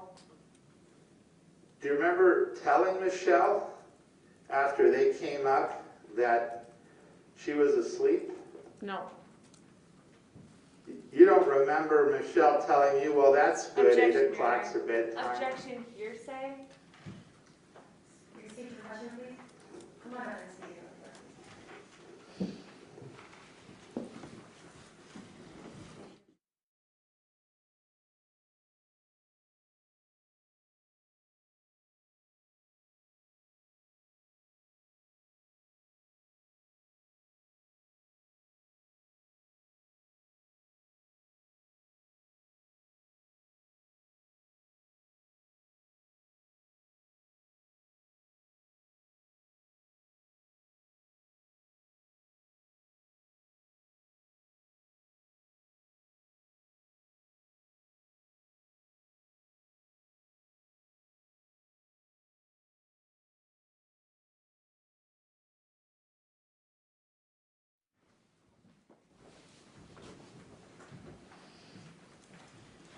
So you don't remember thinking or agreeing that it was good that 8 o'clock is her bedtime, it was close to 8 o'clock? You don't remember that? No, because it never happened. It never happened. And did Victoria have a headache earlier in that day? No. Well, you knew she had a big day. The next day was going to be her their celebration of her birthday, right? No. You didn't know that. No. I thought you had recommended to people that they maybe buy makeup for her birthday party. For her birthday, not her birthday party. Okay, for her birthday.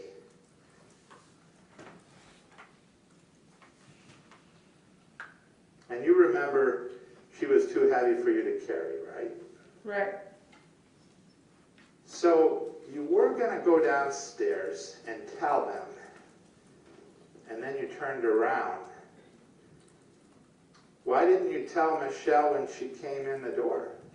It's like I said earlier, I didn't want a big old situation to turn ugly. Well, wouldn't there have been a big old situation that turned ugly when you brought the body into the car and It told was her there? an ugly situation from the jump. I just didn't want to react in a way that would cause more harm to anybody. What kind of harm? I mean, not to Victoria, she was dead, right? Right. Were you still worried about this man coming, or what was the Yes, I harm? was still worried about that man coming. So you didn't tell Michelle that her daughter was murdered because you were afraid that the man would come. I was afraid, period. I've never been in a situation like this, and I thought I was doing the best thing at the time.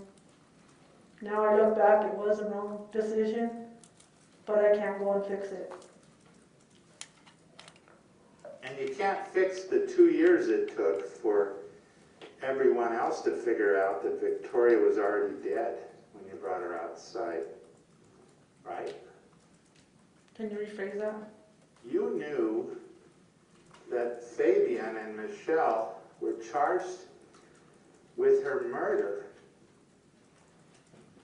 and you didn't give your statement to your full confession for 2 years, right? Right. It wasn't until the police figured out that she was dead before you all went into the door and closed the door. That was the first change in the case, right? No. Well, honestly, I don't know what changed in the case or whenever, All right. but all I know is from the jump, the story was wrong, and lies have been made, and it wasn't made by me. When I gave my statement matched the facts. Matched the facts to a T, didn't it? Not to a T, but it made everything's okay. So as I understand it, you told Fabian right away that she's dead, and you told him about the man too, didn't you? Yes. And your story is Fabian said he didn't know what that was about, did he? He didn't know why a stranger would kill Victoria. Right.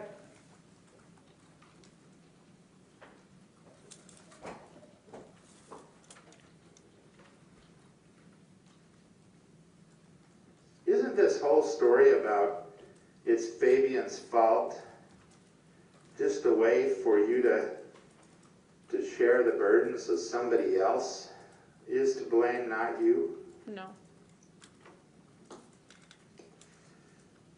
Do you remember Detective Lewis asking you if Fabian didn't know why that man did it? Why doesn't Fabian just leave? I mean, what's his motive to help you do the things that were done to this child if he didn't know any reason, if he didn't cause or permit it, he didn't know why? Why would Fabian help you like that? You remember being asked a question like that? No. Do you remember in your AM statement to Detective Lewis, do you remember him asking this question to you? Help me understand why, if Fabian doesn't know what he did, and he's obviously not involved in the death of the little girl because he's not there, that portion of it, why doesn't he just leave if he doesn't know what he did? Do you remember being asked that question? I believe so. What was your answer? Honestly, I don't remember. Did you say, I don't know? You couldn't really come up with a reason why he would do this with you, could you? No. And the detective asked you to explain what was this retaliation. And the only thing you could come up with... Objection, Your Honor. I object, Your Honor. Can we ask her a question versus just telling her what happened? I'll rephrase. Okay, sustain. Did you tell the officer it was this chaos thing and everywhere he goes and brags and basically you put it on the fight with Amanda? I didn't put it on the fight of Amanda, but that could have been the cause. They asked, what would you think about what could have happened? I said, it could have been the cause. I really don't know. I don't know how many enemies he makes. I don't know. I don't know who this man is. And you weren't expecting anything bad to happen other than maybe sinner, right? I knew that wasn't going to happen. Okay. So there really was no reason to keep the door ajar, was there? I was in a paranoid state, sir. I get like that when I get high. Okay. Now when exactly, I'm a little confused, when did Michelle find out that her child was dead?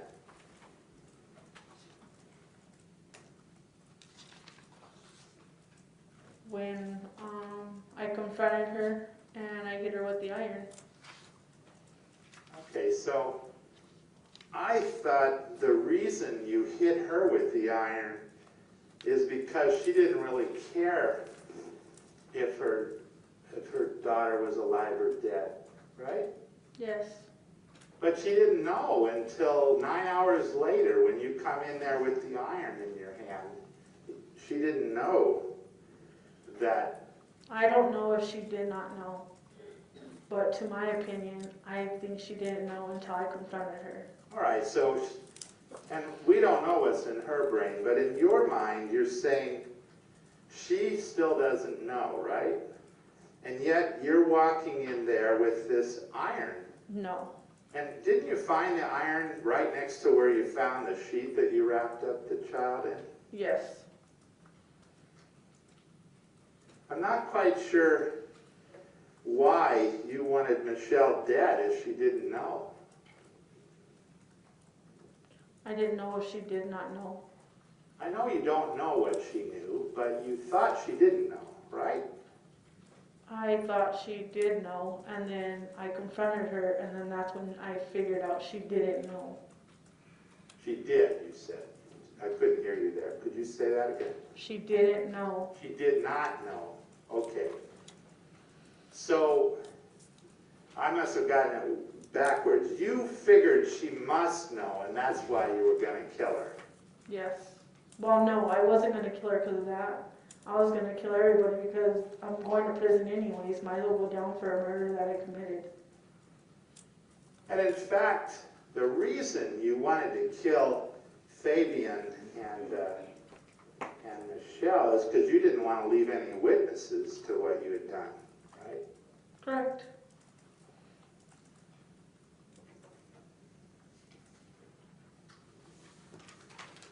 Now I got a little ahead of myself. Let's see some of the things that you're doing.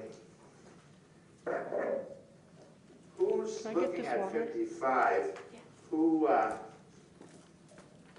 Who took the trash bags out of that container there? Is that where you got the trash bags, where you put it, where somebody put everything in? Actually, I didn't get the trash bag, sir. Well, why are only your fingerprints on the trash bags? Objection, Your Honor. Objection, Your Honor, that's mischaracterization of the evidence.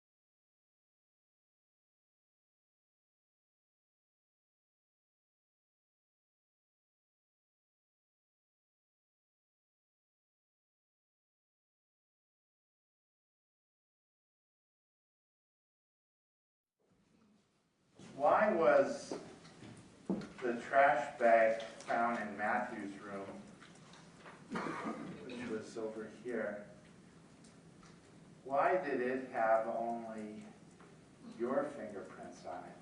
Because my stuff was actually in Matthew's room, and when I went running in there to get stuff, I grabbed the trash bag so I could grab some stuff, but I just ended up throwing it there, and I grabbed my purse to leave. And can you explain for us why Fabian's fingerprints were not found on any. Objection, Your Honor, same objection, because You can call for speculation. All right, I'll move on. Let me ask you, who cleaned up that bulb? I did. And that's Exhibit 43.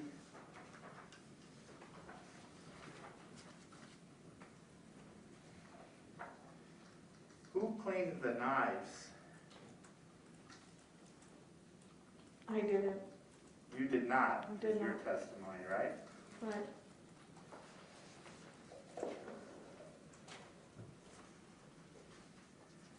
Did you tell the officer that you were the one that cleaned the knives?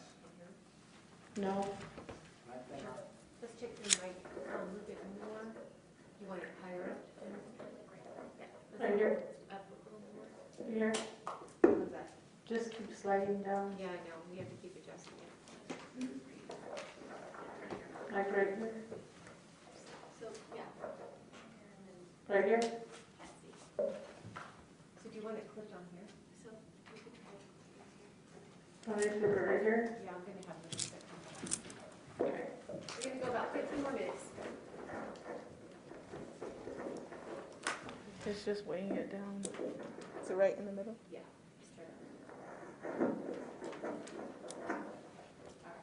You want to test it? Can you hear me? Very good. Do you remember September 6th a.m., page 157, line 21? Do you remember Detective Lewis saying, "Okay, and you know what happened to those knives?" objection, Your Honor. Hearsay. Are you repeating? I am. Okay, continue.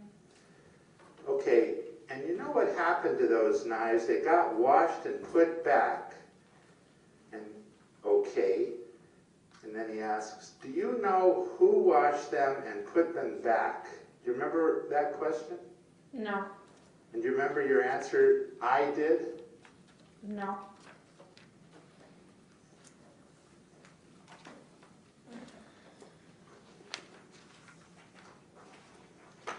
Showing you 25, who put things in the washing machine? Was that you? Actually, it was me. I was washing laundry that day when I was there, and then after the fight, there was blood all over the floor, so I grabbed the rag and wiped some of the blood off the floor, and I threw it in the washer. All right. Did you use this broom?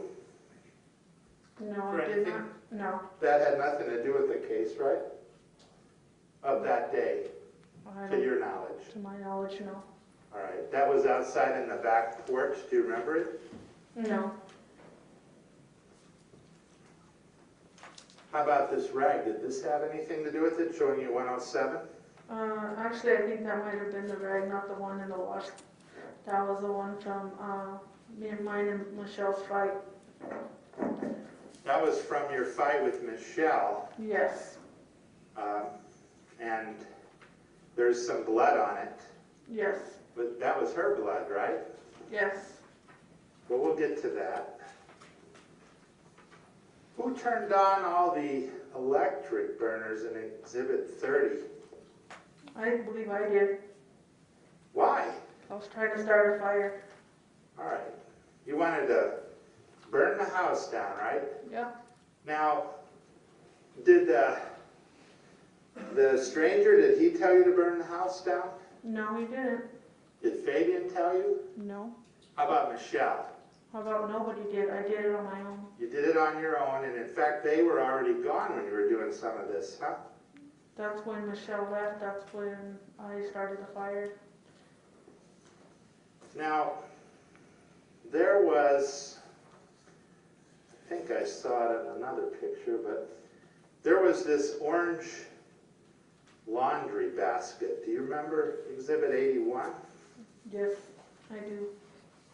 And here's a better, farther away shot. Exhibit 25. First of all, did you hit Michelle with that picture frame before, well, after the iron? No, I believe that fell off the shelf. Okay, you don't remember hitting her with it or anything? No. And this orange thing, how did it get in the middle of that room there? I believe I put it there. All right, you put it there. And how did the body parts, and looks like there's 1 or 2 socks looking at 86 and 92. How did that get into the orange thing? I have no idea. And in fact, your fingerprints were on the orange bag, weren't they? No, objection, Your Honor. Mischaracterization. I'll move on. Can we withdraw that? So that question will be struck and not considered in any way by the jury. Thank you, Judge. Did you put is that your purse in the orange bag? It's a bag that I carry a lot of my paperwork in. Okay. And as I understand your testimony, the police planted that in Exhibit 81, didn't they? I can put this on. You want to just hold in front of your mouth for the next couple minutes, Okay. please? Thank you. Can you restate that, please? How did that bag with your personal items in it get into the orange laundry basket in the middle of the room? My opinion, I thought the cops planted it there. I believe the cops manufactured a lot of the evidence in this case, and I believe that was part of it, because that bag was in Matthew's closet, and why would I put my personal papers with that? That just don't make no sense. That's not, your testimony is that orange clothes, that orange container, whatever it's called, the basket, it wasn't in the living room area, and your purse was not in the middle of it when you left and jumped the balcony. No, I said I placed the orange basket by the door for when we were leaving with the body. I would take that out, but my bag was not in there. So you don't know how the bag or the sock or anything got in there. You didn't put them in there. No, I didn't. That's your And testimony. I know Fabian didn't either. Now looking at 147, who removed the smoke alarms? Did the cops remove them after you left, or did you take those off of the ceiling? I took those off of the ceiling. And that's because your plan was to kill the witnesses and burn the house down, right? Correct. But I thought you and Fabian were working together on this thing. We were. But it changed from working together to killing you. How did that happen? At the end, I really didn't care anymore. I was so scared. I didn't want to deal with it, and that was my best way of dealing with it. I thought I could actually go through with it, but I couldn't. Well, you kind of went through with it, didn't you? No. How did I kind of go through it? Well, let me show you. Objection. I apologize, that hasn't been admitted yet. Let me show you Exhibit D.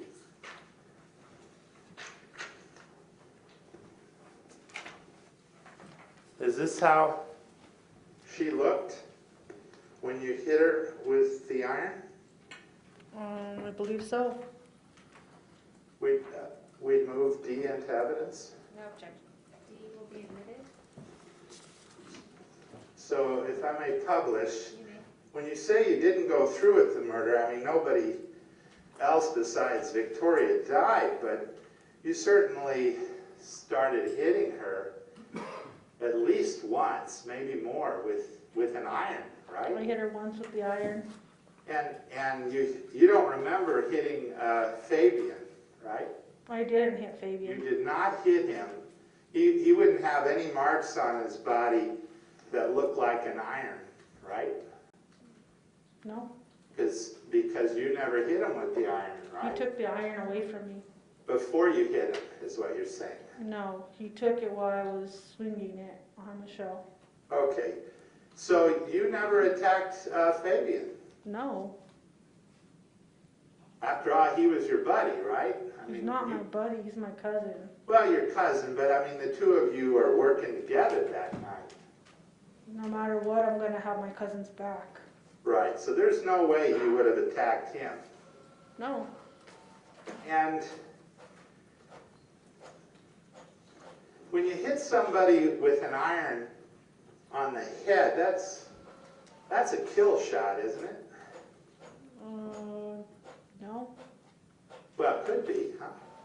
well, no, That's what you wanted to have happen, right? no. You didn't want to kill Michelle when you hit her on the head? I hit her on the head, but I didn't believe that the iron will actually kill her with one hit. Okay, so you weren't trying to hurt her, is what you're saying. No, I was trying to hurt her. You were trying to kill her because you didn't want to leave any witnesses. Right? Yes, Now, there's 2 nightstands in the master bedroom showing you 114. Isn't that true? yes, And there's some chargers on each side where you can charge a cell phone while you're sleeping at night, right? right, And you, showing you 91, you took those cell phones even before you came in with the iron. You took their cell phones and you had them, you were going to leave with them, right? yes, So you were kind of planning your escape from that apartment, weren't you? yes, I think you already said, but you put the methamphetamine that you had in your bra, didn't you? into my mouth. Oh, into your mouth, all right. You put Fabian's wallet in your bra. Yes, And when you went outside, did the wallet showing you Exhibit E as an echo, did the wallet drop when the officers arrested you? yes, it must have. Because you had put it in your bra before you jumped off the balcony, but it wasn't there when you were processed later on, right? Well, I knew it fell out when they slammed me on the floor, so it must have fell out. And some other things fell out too, showing you Exhibit 11. Objection, Your Honor. May we approach? I'll withdraw, Okay. just to try to keep moving.